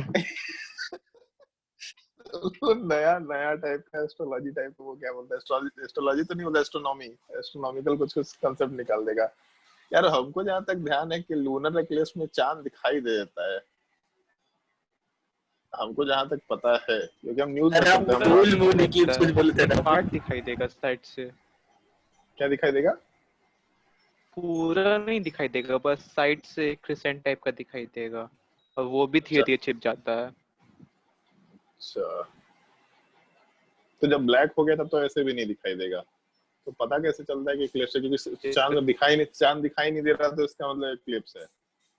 लेकिन चांद है कहाँ पे ये तो पता नहीं। वो तो वो है कि दिख रहा है कि इधर साइड से चांद गायब हो रहा, तो यहीं पे आया होगा, फिर इधर साइड से चांद दिखना शुरू होगा, तो इसी बीच में कुछ उसका वो पाथ रहा होगा। अच्छा, ये हो सकता है। ठीक है, आज मेरा डाउट थोड़ा क्लियर हुआ। तो लूनर एक्लिप्स में तो अर्थ बीच में आ जाता है, और सोलर एक्लिप्स में फिर चांद बीच में आ जाता है। हाँ ठीक है, ओके। खैर, तो जैसे हम लोग जो एक्लिप्स फॉर्म बोल रहे हैं, तो एक्लिप्स फॉर्म का मतलब, जैसे हम लोग देख रहे हैं मॉलिक्यूल को, तो हम लोग जब बैक कार्बन को देख रहे हैं तो फ्रंट कार्बन बीच में आ जा रहा है, तो हम लोगों को दिखाई नहीं देगा बैक कार्बन वाला पार्ट, क्योंकि ये छुप गया, तो इसीलिए इसको एक्लिप्स फॉर्म बोला जाता है। और दूसरा ये फॉर्म जब एग्जैक्टली 60 डिग्री 3 डायमेंशनल एंगल में सारे एटम्स एक दूसरे के साथ अलाइंड हैं, तो इस तरह के केस में हम लोग फिर इस चीज को स्टैगर्ड फॉर्म बोला करते हैं। और हम लोग जब भी कभी कन्फर्मेशनल आइसोमेरिज्म की बात करेंगे, तो कन्फर्मेशनल आइसोमेरिज्म में यही 2 ओरिएंटेशन होता है इन जनरल डिस्कशन करने के लिए। होता क्या है, जैसे हम लोग को मालूम है कि फ्रंट कार्बन और बैक कार्बन के बीच में बॉन्ड का रोटेशन हो सकता है। जैसे मान लो ये चीज है, फ्रंट कार्बन और बैक कार्बन, तो उसको सामने से देखे तो हम लोग को एक दूसरे का बॉन्ड एग्जैक्टली एक दूसरे के सामने दिख रहा है। तो हम लोग यहाँ से अगर बात करें तो 109 डिग्री वाला पार्ट है, लेकिन अगर इसको सामने से देखें फ्रंट कार्बन बैक कार्बन, तो लाइन पैरेलल है, बट एक दूसरे को छुपाया जा सकता है। अब यहाँ पे हम लोग का जो सिंगल बॉन्ड है बीच में, तो हम लोग केमिकल बॉन्डिंग से पढ़ते आ रहे कि इसके अलॉन्ग रोटेशन हो सकता है, ये बॉन्ड के अलॉन्ग रोटेशन हो सकता है, तो आराम से यहाँ पे बॉन्ड वाले पार्ट में रोटेशन हो सकता है। तो जब इसको सामने से देखेंगे तो रोटेशन वाले पार्ट में जब इसका रोटेशन करेंगे, तो एक को हम फिक्स रख दे रहे हैं, एक का रोटेशन करा रहा है, तो फ्रंट का रोटेशन कराएंगे तो पहले 60 डिग्री आएगा, फिर घूमते घूमते 128 डिग्री आएगा, फिर घूमते घूमते 180 डिग्री आएगा, बिल्कुल अपोजिट चला गया, मतलब एक बॉन्ड ऊपर है तो एक बॉन्ड नीचे के डायरेक्शन में चला गया। फिर यहाँ से घूमते घूमते 360 डिग्री वहीं पे पहुंच गया। ये फ्रंट कार्बन का रोटेशन हो गया। फ्रंट कार्बन को फिक्स किया तो बैक कार्बन को रोटेशन करा सकते हैं, मतलब अपने मर्जी पे कि जिसका रोटेशन कराना है कराओ। फ्रंट कार्बन को फिक्स रख के बैक कार्बन का रोटेशन कराओ, बैक कार्बन को फिक्स रख के फ्रंट कार्बन का रोटेशन कराओ, कोई दिक्कत नहीं है, रोटेशन पॉसिबल है। तो जैसे मान लो हम ऐसा एक ओरिएंटेशन लेके चलते हैं, एक मिनट,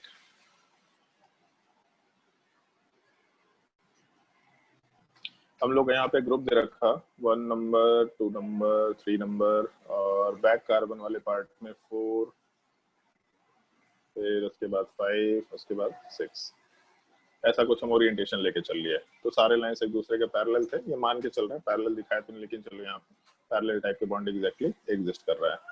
तो अगर मान लो कि हम लोग इसका रोटेशन कराना शुरू करें, तो रोटेशन धीरे धीरे होता जाएगा, तो हम लोग किसी भी एंगल पर रोटेशन करा सकते हैं। ऐसा नहीं कि रोटेशन पॉसिबल नहीं है, ये भी रोटेशन हम लोग का पॉसिबल है, ये भी ओरिएंटेशन एक्चुअल में एग्जिस्ट करता है, हम लोग इसको भाव नहीं देते।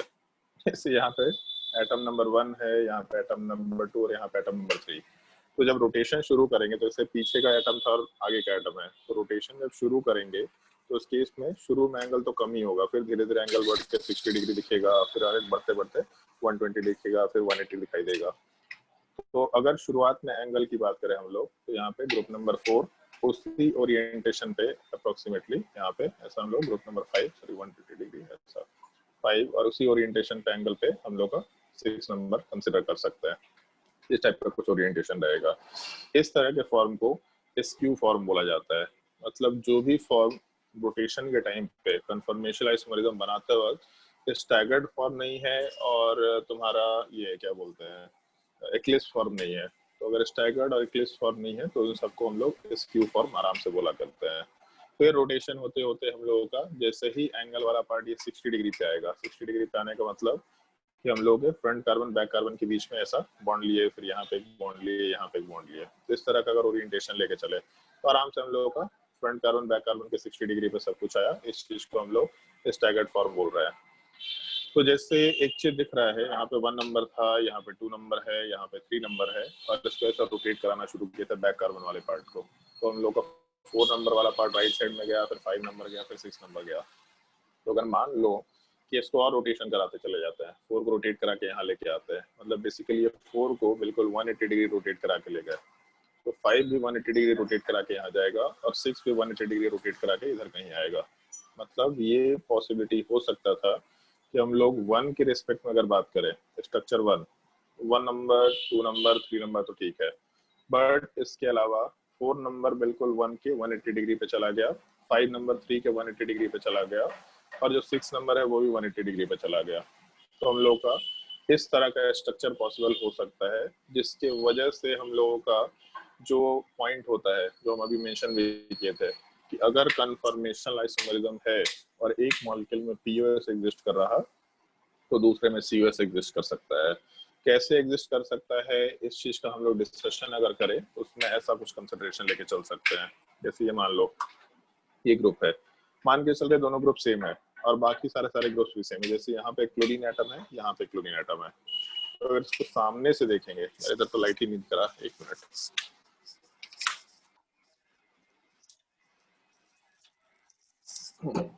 मान लो ये ग्रुप दे रखा, हाँ, तो ये दोनों ग्रुप क्लोरीन एटम में मान के चल रहे हैं। तो अगर यहाँ पे बीच में प्लेन रखेंगे हम लोग, तो बीच में प्लेन रखने पे इधर का ग्रुप और इधर का ग्रुप मिरर इमेज होना चाहिए। अगर ये दोनों एक दूसरे के लाइन में रहा तो मतलब बिल्कुल हम फ्रंट कार्बन और बैक कार्बन के बीच में यहाँ पे बॉन्ड रखे, अपना मिरर रख रहे हैं, तो फ्रंट कार्बन और बैक कार्बन के बीच में अगर यहाँ पे मिरर रखे तो फ्रंट कार्बन का मिरर में सामने कहीं निकल के आएगा। बाकी एटम्स भी सेम टाइप के थे, जैसे यहाँ हाइड्रोजन है तो इधर हाइड्रोजन लेके चल रहा है, पीछे CH3 इधर CH3 लेके चल रहे हैं, तो एक्लिप्स टाइप के फॉर्म के हम लोग आराम से बात कर सकते हैं। मतलब इसमें कोई दिक्कत नहीं है, एक्लिप्स टाइप का स्ट्रक्चर आराम से प्लेन ऑफ सिमेट्री रख सकता है। बट सेंटर ऑफ सिमेट्री अगर कंसिडर करेंगे तो पूरे मॉलिक्यूल का सेंटर कहाँ होगा, तो ये सेंटर में होगा। अब यहाँ से अगर हम लोग ऊपर जाएंगे, यहाँ से ऊपर गए तो दूसरे साइड से हम लोग को नीचे जाना पड़ेगा, जो कि मुश्किल चीज है, क्योंकि अगर मान लो ऐसा लेके चले तो अगर एक बॉन्ड ऊपर है तो दूसरा इसके 120 डिग्री पे होगा, तीसरा इसके भी 120 डिग्री पे होगा, मतलब ऐसा कुछ होगा। ये हम लोग अगर फ्रंट कार्बन है मान लेते हैं, ये वाला पार्ट फ्रंट कार्बन है, एक बॉन्ड अगर तो ऊपर है तो दूसरा इसके 120 डिग्री पे इधर होगा, तीसरा 120 डिग्री पे इधर होगा, नीचे कुछ भी नहीं होगा। तो बैक कार्बन में भी तो ये चीज होगा, अगर ये बैक कार्बन में ऊपर एक कार्बन है तो एक 120 डिग्री पे, दूसरे साइड 120 डिग्री पे। तो अगर हम लोगों का ये स्ट्रक्चर एग्जिस्ट करेगा, ये जो नीचे वाला पार्ट हम लोग स्टैगर्ड फॉर्म डाले, तो इसको साइड से देखने पे ऐसा कुछ दिखाई देगा। अगर इस साइड से देख रहे हैं, यहाँ पे हम लोग आंख लगा हुआ है और इस साइड से देख रहे हैं, तो मॉलिक्यूल कुछ ऐसा दिखाई देगा कि हम लोगों का एक बॉन्ड फ्रंट कार्बन पे ऊपर है तो फ्रंट कार्बन पे एक बॉन्ड ऊपर बना दिया, दूसरा बाकी दोनों बॉन्ड्स ओरिएंटेड इस टाइप का ऐसा कुछ दिखाई देगा हम लोगों को। बैक कार्बन का जो बॉन्ड है वर्टिकली नीचे है, मतलब फ्रंट कार्बन पे बॉन्ड अगर वर्टिकली ऊपर है तो बैक कार्बन पे बॉन्ड वर्टिकली नीचे के डायरेक्शन में, ये कंसिडर कर सकते हैं। बाकी दोनों बॉन्ड्स ऐसा कुछ दिखाई देगा। अगर हम लोग ऊपर वाले प्रोजेक्शन को, इस एक्लिप्स फॉर्म को अगर साइड से देखें तो साइड से देखने पे अगर यहाँ पर लोग आंख रहेगा तो साइड से देखने पे फ्रंट कार्बन पे बॉन्ड ऊपर तो बैक कार्बन का भी बॉन्ड ऊपर, मतलब ऐसा कुछ ओरिएंटेशन दिखाई देगा। एक बॉन्ड ऊपर तो बैक कार्बन का बॉन्ड ऊपर, और बाकी सारे बॉन्ड्स भी पैरेलल है। तो अगर एक बॉन्ड ऐसा है तो दूसरा साइड में भी बॉन्ड ऐसा, तीसरा बॉन्ड ऐसा तो दूसरे साइड में बॉन्ड ऐसा। तो अगर हम लोग इस मॉलिक्यूल में अपने सेंटर ऑफ सिमेट्री को कंसिडर करें तो ये सेंटर होना चाहिए। यहाँ से ऊपर जाने पे कोई एटम मिल रहा तो इसके अपोजिट डायरेक्शन में तो कोई ऐसा एटम है ही नहीं, तो यहाँ पे सेंटर ऑफ सिमेट्री नहीं हो सकता है।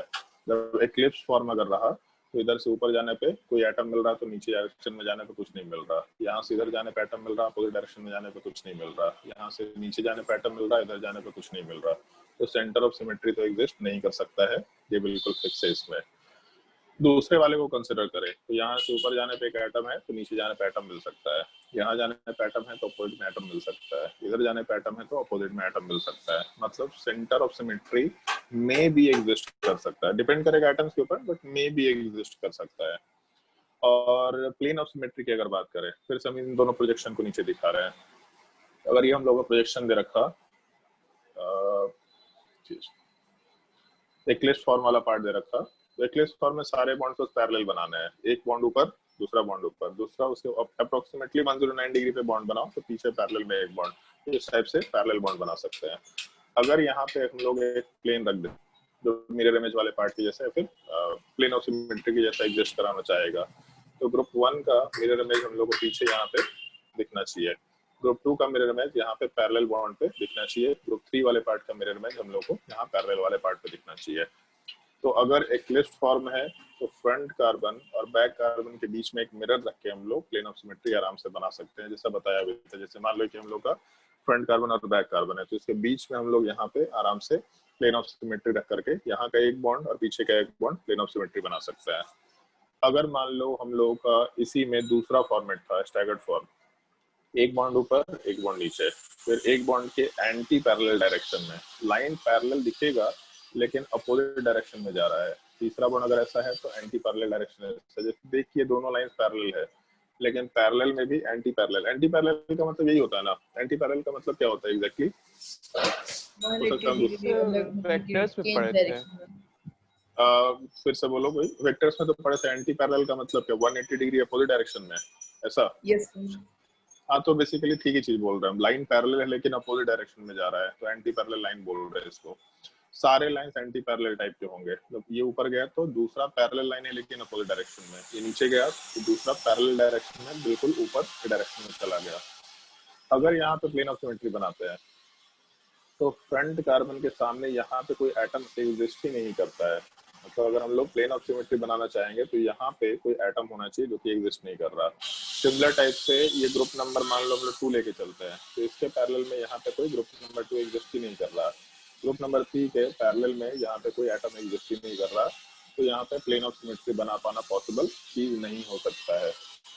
तो अगर हम लोगों का एक्लिप्स फॉर्म है तो पीओएस पॉसिबल हो सकता है। हम लोग के स्टैगर्ड फॉर्म में पीओएस वाला पार्ट फ्रंट कार्बन और बैक कार्बन के बीच में पॉसिबल नहीं हो सकता है। ऐसा नहीं है, एक स्टेटमेंट ध्यान रखना, ऐसा नहीं है कि स्टैगर्ड फॉर्म में पीओएस एग्जिस्ट ही नहीं करेगा। पीओएस एग्जिस्ट कर सकता है, इसमें दिक्कत नहीं है, बट वो एग्जिस्टेंस का तरीका कुछ और होगा। एग्जिस्टेंस का तरीका ऐसा कुछ होगा, यहाँ पे मान लो हाइड्रोजन है या फिर यहाँ पे मान लो हम लोग क्लोरीन ले लिए, यहाँ वाले पार्ट पे ब्रोमीन ले लिए, इधर हाइड्रोजन हाइड्रोजन हाइड्रोजन हाइड्रोजन, बोला यहाँ प्लेन ऑफ सिमेट्री है क्या? तो प्लेन ऑफ सिमेट्री है। अगर इसी को प्लेन बना दे तो हाइड्रोजन पे बैक कार्बन पे हाइड्रोजन और उसके सामने बैक कार्बन पे हाइड्रोजन, ये तो प्लेन ऑफ सिमेट्री होगा। फ्रंट कार्बन पे हाइड्रोजन, फ्रंट कार्बन पे हाइड्रोजन, ये तो प्लेन ऑफ सिमेट्री होगा। तो प्लेन ऑफ सिमेट्री हो सकता है, लेकिन पॉइंट ये है कि इस मॉलिक्यूल में कायरल सेंटर है क्या? तो फ्रंट कार्बन पे क्लोरीन और 2 हाइड्रोजन है, फ्रंट कार्बन पे क्लोरीन और 2 हाइड्रोजन है, बैक कार्बन पे भी हम लोग का ब्रोमीन और 2 हाइड्रोजन है। तो कोई कायरल सेंटर ही नहीं है। एक नॉर्मल अल्केन अगर दे रखा, अल्केन के स्ट्रक्चर में अगर कायरल सेंटर नहीं है तो पीओएस सीओएस कुछ भी नहीं हो सकता। तो इस तरह के सवाल में तो डिस्कशन करना ज्यादा लॉजिकल नहीं है कि हम लोग फ्रंट कार्बन और बैक कार्बन में प्लेन बना के प्लेन ऑफ सिमेट्री बना दिए। हो सकता है, सवाल डाला जा सकता है, लेकिन इस तरह का सवाल अपने ज्यादा सिग्निफिकेंस का नहीं रहेगा। तो इस तरह के सिनेरियो को हम थोड़ा नेग्लेक्ट करके चल रहे हैं। तो इन जनरल स्टेटमेंट में ऐसा बोल रहे हैं कि अगर हम लोगों का स्टैगर्ड फॉर्म रहा तो इसमें पीओएस एग्जिस्ट नहीं करेगा। क्यों? इस एक केस को अगर छोड़ दे तो पीओएस एग्जिस्ट नहीं करेगा। तो हम लोग का एक्लिप्स फॉर्म में पीयूएस में एग्जिस्ट ऐसा बोला जा सकता है। और अगर हम लोग सीयूएस की बात करें तो हम लोग के स्टैगर्ड फॉर्म में सीयूएस एग्जिस्ट कर सकता है, हम लोग के एक्लिप्स फॉर्म में सीयूएस कभी एग्जिस्ट नहीं करेगा। और इस केस में तो कभी मतलब कभी नहीं एग्जिस्ट करने वाला है, कहीं से भी सेंटर ऑफ सिमेट्री हम लोग नहीं बना सकते क्योंकि बॉन्ड्स पैरेलल है, हम लोग के अपोजिट डायरेक्शन में कुछ मिलेगा ही नहीं। तो एक्लिप्स फॉर्म में सेंटर ऑफ सिमेट्री कभी एग्जिस्ट नहीं करता है, इससे छोटे से ओरिएंटेशन का ध्यान रखना। और ये जो नीचे का 4 ओरिएंटेशन बताया तुम लोगों को, इन्हीं 4 ओरिएंटेशन को हम लोग सॉहर्स प्रोजेक्शन भी बोला करते हैं। मतलब एक निम्न प्रोजेक्शन वाले पार्ट को अगर हम लोग साइड से देखें तो उस चीज को हम लोग सॉहर्स प्रोजेक्शन आराम से बोल सकते हैं। ये मॉलिक्यूल को रिप्रेजेंट करने का तरीका होता है। करते क्या है, तो फ्रंट कार्बन और बैक कार्बन को एक थोड़ा ऐसा एंगल वाले बॉन्ड से हम लोग, मतलब स्ट्रेट लाइन में ऐसा नहीं दिखाएंगे, हम लोग थोड़ा टिल्टेड एक बॉन्ड से दिखाते हैं। फ्रंट कार्बन पे एक बॉन्ड ऊपर के डायरेक्शन में, तो पैरेलल में पीछे पे एक डायरेक्शन दिखा दिया। फिर यहाँ से अप्रोक्सीमेटली 109 डिग्री आपने मन पे, ऐसा नहीं कि 109 ही होता है, बट दिखना चाहिए कुछ एंगल पे सब कुछ है, हर एक बॉन्ड से कुछ कुछ एंगल है, सिमिलर टाइप से यहाँ भी है। तो फ्रंट कार्बन के पैरेलल में बैक कार्बन का बॉन्ड, फ्रंट कार्बन के पैरेलल में जो दूसरा बॉन्ड है ये भी पैरेलल में डाल दिया। ये सॉहर्स प्रोजेक्शन का हम लोग का एक्लिप्स फॉर्म कंसिडर किया जा सकता है, सबसे पहला पार्ट। और दूसरा, अगर हम लोग स्टैगर्ड फॉर्म की बात करें तो स्टैगर्ड फॉर्म वाले पार्ट में हम लोग आराम से जो भी बॉन्ड्स हम लोग को दिख रहा है, एक मिनट, ये पार्ट जो है, इसके अलावा जो भी हम लोग को दूसरा बॉन्ड दिख रहा है अगर उसको कंसिडर करें तो हम लोग ऐसा स्ट्रक्चर आराम से बना सकते हैं।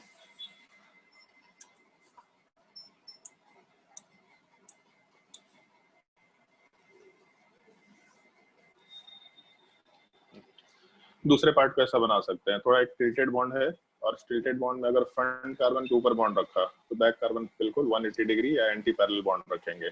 अगर हम लोग फ्रंट कार्बन पे बॉन्ड नीचे रखते हैं तो अपनी मर्जी है, कोई दिक्कत नहीं है, तो बैक कार्बन पे हम लोग बॉन्ड एंटी पैरेलल डायरेक्शन में रखेंगे। फिर यहाँ से अप्रोक्सीमेटली 109 डिग्री ऊपर तो इसके एंटी पैरेलल में एक बॉन्ड डाल दिया, 109 डिग्री ऊपर तो इसके एंटी पैरेलल में एक बॉन्ड डाल दिया। ये हम लोगों का स्टैगर्ड फॉर्म कंसिडर करते हुए काम कर सकते हैं। तो sawhorse projection basically Newman projection type का ही चीज है, बस उसको हम लोग जैसे न्यूमैन प्रोजेक्शन में हम लोग का फ्रंट कार्बन और बैक कार्बन है, तो हम लोग उसी फ्रंट कार्बन बैक कार्बन वाले पार्ट को साइड से देख रहे हैं। तो पहले मॉलिक्यूल को हम लोग सीधा देख रहे हैं, फ्रंट कार्बन के बैक कार्बन, मतलब फ्रंट कार्बन के पीछे बैक कार्बन। अभी इसी मॉलिक्यूल को हम लोग ऐसा घुमा के देख रहे हैं, तो उसको ऐसा मतलब हॉरिजॉन्टली नहीं दिखा रहे, इसको थोड़ा ऐसा टिल्ट करके दिखा रहे हैं। और जो बॉन्ड है वो ऐसा वर्टिकली ऊपर नहीं जाएगा। अगर ये हम लोग का बॉन्ड है तो एक बॉन्ड ऐसा होना चाहिए। तो जब हम लोग इसको साइड से देख भी रहे हैं तो हम लोग उसको ऐसा टिल्ट कर रहे हैं तो ये बॉन्ड और नीचे जाएगा, ऐसा बोल सकते हैं, लेकिन हम लोग इसको दिखा वर्टिकल रहे हैं। इस एक प्रोजेक्शन का थोड़ा ध्यान रखना। एक्लिप्स फॉर्म, स्टैगर्ड फॉर्म जो कि सॉहर्स प्रोजेक्शन में है, और ऊपर इसी चीज का हम लोग न्यूमैन प्रोजेक्शन वाला पार्ट भी मेंशन करते हुए चल रहे थे। तो इतना टाइम हो गया, टाइम बहुत ज्यादा हो गया। ठीक है, एक काम करते हैं, अभी तो हम तुम लोगों को आज के लिए कुछ होमवर्क नहीं दे रहे, हम आज के लिए होमवर्क नहीं दे रहे हैं। हम लोग नेक्स्ट क्लास में Newman projection, sawhorse projection, Fischer projection, biphenyl का स्ट्रक्चर, इन सारे 5-6 जो यूनिक स्ट्रक्चर्स हैं, इन सब स्ट्रक्चर से रिलेटेड जो भी क्वेश्चन हो सकता है वो सारा का सारा क्वेश्चन डिस्कस करेंगे। और न्यूमैन प्रोजेक्शन में काफी सारे पॉइंट्स है और फिशर प्रोजेक्शन में काफी सारे पॉइंट्स है जिन सब का हम लोग को डिस्कशन करना है पीयूएस और पीयूएस वाले पार्ट के लिए। तो इन सब का हम लोग एक करके डिस्कशन करेंगे। नेक्स्ट क्लास में हम लोग का पीयूएस सीयूएस वाला पार्ट खत्म हो जाएगा आराम से। उसके बाद फिर हम लोग देखते हैं, उसके आगे फिर हम लोग आराम से रिलेशन बिटवीन ऑप्टिकल आइसोमर वाला पार्ट के डिस्कशन करना शुरू कर देंगे। ठीक है, आज के लिए हम क्लास यहीं पे एंड कर रहे हैं, थोड़ा लंबा क्लास हो गया पर ठीक है। अगर कोई डाउट है किसी को आज की क्लास में तो पूछ सकता है। अरविंद बोलो। सर टेस्ट में एक क्वेश्चन आया था, उसमें एक वर्ड दिया हुआ था सर, आपको बोलने से आप लिखते चाहिए ना, KJEDAHL।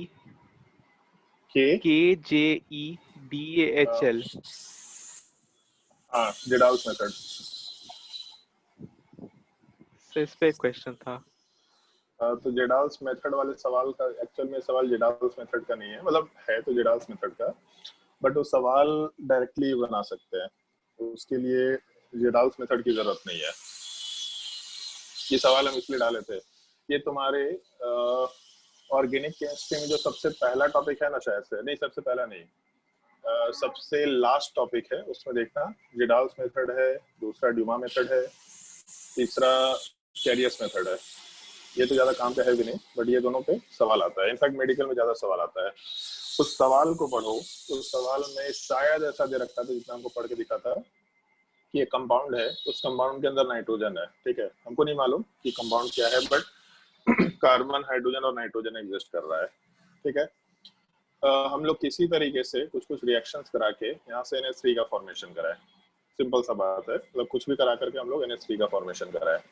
अब जो NH3 है इसका टाइट्रेशन हम लोग H2SO4 के साथ कराए। वहां तो वर्ड टाइट्रेशन दे भी नहीं रखा, बस H2SO4 के साथ रिएक्शन दे रखा है। तो जैसे करते क्या हम लोग कि एक कंपाउंड का स्मॉल अमाउंट लिए, और स्मॉल अमाउंट लेने के बाद हम लोग उससे NH3 का फॉर्मेशन कराए और फिर H2SO4 के सॉल्यूशन में उसको डाले। तो जैसे ऐसा सोच के देखो, मालूम एक सिंपल सा सवाल देता है, NH3 है, इसका हम लोग रिएक्शन कराए H2SO4 के साथ, तो क्या प्रोडक्ट बनेगा? Ammonium sulphate. Ammonium sulphate, NH4 whole twice SO4 बनेगा, ठीक है। तो अगर हम लोग इसका 4 मोल लेके चले और इसका 10 मोल लेके चले तो कितना प्रोडक्ट बनेगा?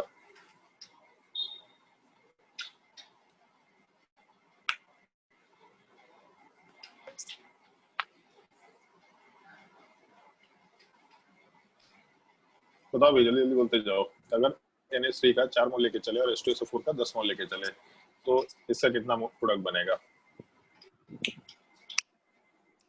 4 मोल। हाँ, 2 मोल। 2 मोल, क्योंकि यहाँ एक NH3 और यहाँ NH4 वाला पार्ट वाइज दे रखा, ठीक है। पहला सवाल तो ये कि इसका कितना मोल बनेगा। दूसरा सवाल ये, H2SO4 कितना बचेगा?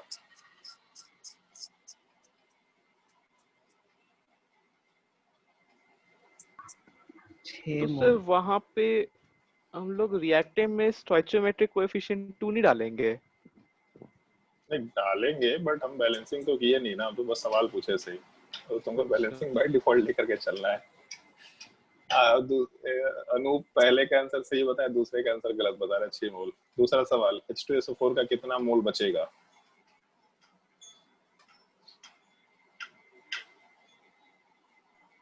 8 मोल। 8 मोल बचेगा, ठीक है। तो एक चीज मालूम पड़ गया कि NH3 वाले पार्ट को हम लोग H2SO4 के सॉल्यूशन में डाले तो NH3 एब्जॉर्ब हो गया। रिएक्शन होने का मतलब, जैसे इसमें कन्वर्जन होने का मतलब, NH3 एब्जॉर्ब हो गया। अब H2SO4 8 मोल बचा, तो हम लोग इसी 8 मोल वाले पार्ट को किसी बेसिक सॉल्यूशन में डाले, NaOH में मान लो डाल देते हैं। और ऐसा बोला है कि NaOH वाले पार्ट का हम लोग मतलब न्यूट्रलाइजेशन कराते हो तो NaOH वाले पार्ट का हम लोग कुछ यूज कर रहे हैं। तो NaOH वाले पार्ट का कितना मोल यूज होगा न्यूट्रलाइजेशन कराने के लिए? तो 16 मोल यूज होना चाहिए, क्योंकि यहाँ पे 8 मोल का मतलब 16 H+ निकल के आएगा, तो 16 मोल NaOH वाला पार्ट रिक्वायर्ड होगा।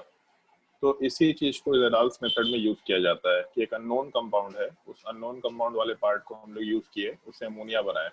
हमको नहीं मालूम कि कितना ये चीज बना, हमको नहीं पता, बट एक चीज मालूम है, ये इन्फॉर्मेशन भी नहीं मालूम, ये हम लोग को दे नहीं रखा होगा कि कितना नहीं पता, ठीक है। ऐसा देगा कि हम लोग जो रिएक्शन कराए उसमें H2SO4 वाले पार्ट का इतना अमाउंट लेके चले, तो 10 मोल H2SO4 का लेकर के चले, पहला इन्फॉर्मेशन। दूसरा, इस रिएक्शन होने के बाद, मतलब पहले रिएक्शन होने के बाद जो भी H2SO4 बच गया, वो बचे हुए H2SO4 को न्यूट्रलाइज करने के लिए NaOH का 16 मोल हम लोग को रिक्वायर्ड है। तो उल्टा डायरेक्शन सोचो कि NaOH का 16 मोल अगर रिक्वायर्ड है बचे हुए H2SO4 के रिएक्शन कराने के लिए, फिर न्यूट्रलाइजेशन के लिए, तो कितना H2SO4 बच गया होगा? तो 8 मोल बच गया होगा। 10 मोल लेके चले, 8 मोल बच गया, तो कितना NH3 बना होगा? तो 4 मोल NH3 बना होगा। और 4 मोल NH3 बनाने के लिए जो भी हम लोग कंपाउंड लेके चले, तो 4 मोल NH3 बनाने के लिए इस कंपाउंड में नाइट्रोजन का हम लोग का क्या परसेंटेज रहा होगा, उसकी मोलर मास से हम लोग उसके गिवन मास से आराम से रिलेट कर सकते हैं। इस चीज को जेडाल्स में सब बोलते हैं। है ये एक मेथड जिससे हम लोग क्वांटिटेटिव एनालिसिस वर्ड यूज करते हैं। एक होता है क्वालिटेटिव एनालिसिस। क्वालिटेटिव एनालिसिस में हम लोग कलर वगैरह के बेसिस पे पहचानते हैं। शायद पहले भी कभी डिस्कशन किए थे कि अब एसिड है तो लिटमस पेपर डालेंगे तो रेड हो गया, तो उस केस में देख के पता कर पा रहे हैं कि क्या कलर के वेरिएशन से कौन सा कंपाउंड है। ये हम लोग का क्वालिटेटिव एनालिसिस हो गया। दूसरा, जब एक कंपाउंड के अंदर हम लोग को एक एलिमेंट का परसेंटेज या अमाउंट निकालना होता है, तो उस तरह के केस में हम लोग क्वांटिटेटिव एनालिसिस की बात करते हैं। जेडाल्स मेथड इसी चीज का पार्ट है। मेथड तो याद रखना पड़ेगा, आगे जाने का पता चले कि मेथड में करते क्या ये भी याद रखना पड़ेगा, लेकिन उस क्वेश्चन में मेथड ऑलरेडी दे रखा था, बस ये नाम दे करके कंफ्यूज करना था, है वो मोल कंसेप्ट का सवाल। समझ आया? और सर क्वेश्चन में m/20 m/30 दिया हो, सबका क्या मीनिंग है? m/20 का मतलब 0.05 मोलर। अच्छा। m/20 का मतलब 1/20 मोलर। ओह ऐसा मोल कंसेप्ट में कहीं नहीं देखा m/20 रहता है यार, मोल कंसेप्ट में तो बहुत जगह रहता है। नो सर, हम नहीं देखे थे। कोई बात नहीं, ठीक है, इस तरह का चीज एग्जाम के थ्रू सीखना होता है। अच्छा, एक चीज शायद से, एक छोटा सा ये चीज बताओ कि केमिकल काइनेटिक्स में तुम लोगों को ये चीज मालूम है कि फर्स्ट ऑर्डर अगर रिएक्शन होता है तो उसमें इक्वल टाइम इंटरवल में एक जीपी का फॉर्मेशन होता है, ये चीज यस मालूम सर, है? एक हाफ लाइफ के बाद a/2 हो जाएगा, फिर एक हाफ लाइफ के बाद a/4 हो जाएगा। हाँ, मतलब इस तरह के कुछ क्वेश्चंस होता है जो हम केमिकल काइनेटिक्स में देख रहे थे, वो मतलब बहुत सारे लोगों को नहीं पता होता है। हमेशा क्वेश्चन सॉल्व करते वक्त specifically first order second order में ऐसा होता नहीं कि कितने टाइम के बाद इतना अमाउंट बचेगा या फिर इतने टाइम के बाद कितना अमाउंट बचेगा, तो हमेशा हाफ लाइफ से रिलेट करना, फॉर्मूला मत अप्लाई करना। जैसा फॉर्मूला होता है ना कि क्या होता है formula, T is equal to 1/k ln a upon a minus x, ऐसा ही कुछ फॉर्मूला होता है ना? Yes yes. मतलब kt इज इक्वल टू, तो ये फॉर्मूला अप्लाई मत किया करना क्वेश्चन सॉल्व करने के लिए। ये सब तरीके का थोड़ा ध्यान रखना, हमेशा हाफ लाइफ से रिलेट करके देखना। हम कुछ क्वेश्चन तो लोगों को केमिकल काइनेटिक्स से बुकलेट के दिन डिस्कशन करेंगे, 2-3-4 क्वेश्चन जो है, मतलब कुछ शॉर्ट ट्रिक्स है, उन सब ट्रिक्स का थोड़ा ध्यान रखना होता है। केमिकल काइनेटिक्स में सब चीज हेल्पफुल होता है। किसी दिन जैसे क्लास में अगर बच जाएगा 10-15 मिनट का एक्स्ट्रा और टॉपिक खत्म हो जाएगा, तो उस दिन हम केमिकल काइनेटिक्स का बुकलेट निकाल करके उन सब क्वेश्चन का डिस्कशन कर लेंगे। और कोई डाउट किसी को? और सर एसिडिक स्ट्रेंथ का भी एक क्वेश्चन आ गया था कंपेयर करने का। एसिडिक स्ट्रेंथ का एक सवाल आ गया था कंपैरिजन करने का। एसिडिक स्ट्रेंथ नहीं था, एसिडिटी था। हाँ, तो करो कंपैरिजन। वो तुम्हारे बचपन का सवाल है, 10th क्लास में जो पढ़े थे ना कि मेटालिक ऑक्साइड एसिडिक होता है, नॉन मेटालिक ऑक्साइड बेसिक, उसी का सवाल है। अगर मेटालिक ऑक्साइड बेसिक होता है वो उसका सवाल है, तो तुम्हारा एसिडिक स्ट्रेंथ का सवाल नहीं है। सर हम सवाल पहला लाइन देखे है उसके बाद छोड़ दिए। तो यही चीज तो सीखना है एग्जाम में कि कभी कोई क्वेश्चंस में ऐसा सवाल है कि लगता है ये तो हमको नहीं आता। पढ़ो एक सर बार सवाल एसिडिक पढ़ के तो स्ट्रेंथ देखो। तो n फैक्टर से ना करते कंपेयर। n फैक्टर से एसिडिक स्ट्रेंथ कब से कंपैरिजन करने लग गए? एसिडिटी हम लोग निकालते हैं उसका, मतलब n factor is equal to अरे एसिडिटी। वो एसिडिटी वाला चीज मतलब उससे रिलेट मत करना। एसिडिटी जो टर्म हम लोग 10th क्लास तक पढ़ते थे, एसिडिटी ऑफ अ बेस या फिर बेसिसिटी ऑफ अ एसिड, वो एक अलग टाइप की चीज है। लेकिन जब इन जनरल बेसिसिटी कंपैरिजन करने बोलेगा, बेस का ही मतलब बेसिक स्ट्रेंथ कंपेयर करने बोल रहा है, जो तुम n फैक्टर बोल रहा है जो 10th क्लास में था, इसमें कितना बेसिसिटी है, तो एसिड का बेसिसिटी डिफाइन होता है, कितना H प्लस दे सकता है, that is equal to basicity, और बेस का एसिडिटी डिफाइन होता है। ये अलग टाइप का टर्म है जो तुम एन फैक्टर में इंक्लूड करता है। वो एन फैक्टर में कैलकुलेशन, एन फैक्टर का मतलब बेसिकली होता है, बाकी लोग भी सुन लो, एन फैक्टर का मतलब कोई भी एसिड कितना H प्लस दे सकता है। जैसे मान लो H2SO4 है तो 2 H प्लस दे सकता है, तो एक हम लोग टर्म यूज करते हैं रिडॉक्स में, वैलेंसी फैक्टर, या फिर इसी चीज को हम लोग एन फैक्टर भी बोलते हैं। तो हम लोग जैसे मोलैरिटी के टर्म में जो काम करो उधर नॉर्मेलिटी हो जाता है, जो नॉर्मल मोलर मास होता है वहाँ पे इक्विवेलेंट मास हो जाता है, मतलब मोलर वेट होता है, मॉलिक्यूलर वेट उधर इक्विवेलेंट वेट हो जाता है, जो नंबर ऑफ मोल्स है वो नंबर ऑफ इक्विवेलेंट हो जाता है। तो वहाँ पे कितना एक चीज कोई भी एसिड किसी रिएक्शन में, और ऐसा नहीं कि H2SO4 हमेशा 2 ही H प्लस देगा, रिएक्शन के ऊपर डिपेंड करता है। जैसे अगर NaOH है और H2SO4 का रिएक्शन करा के अगर हम लोग NaHSO4 बनाए, तो इस केस में यहाँ से एक ही H प्लस तो हटा, तो अब यहाँ पे H2SO4 का जो वैलेंसी फैक्टर है n इक्वल टू 1 ले सकते हैं, फिर valency factor is equal to 1 ले सकते हैं। ये चीज तो हमारा बेसिसिटी ऑफ H2SO4 है, एसिडिटी ऑफ H2SO4 नहीं है।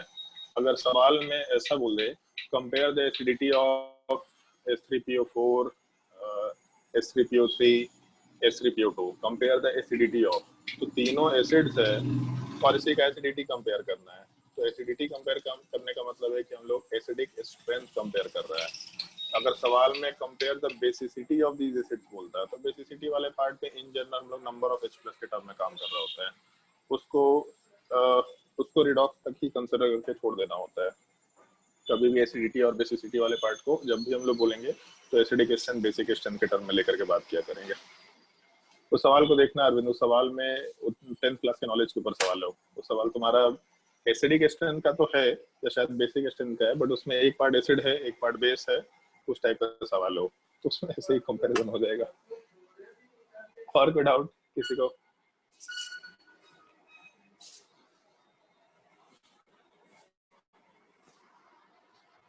बताओ जल्दी, और कोई डाउट?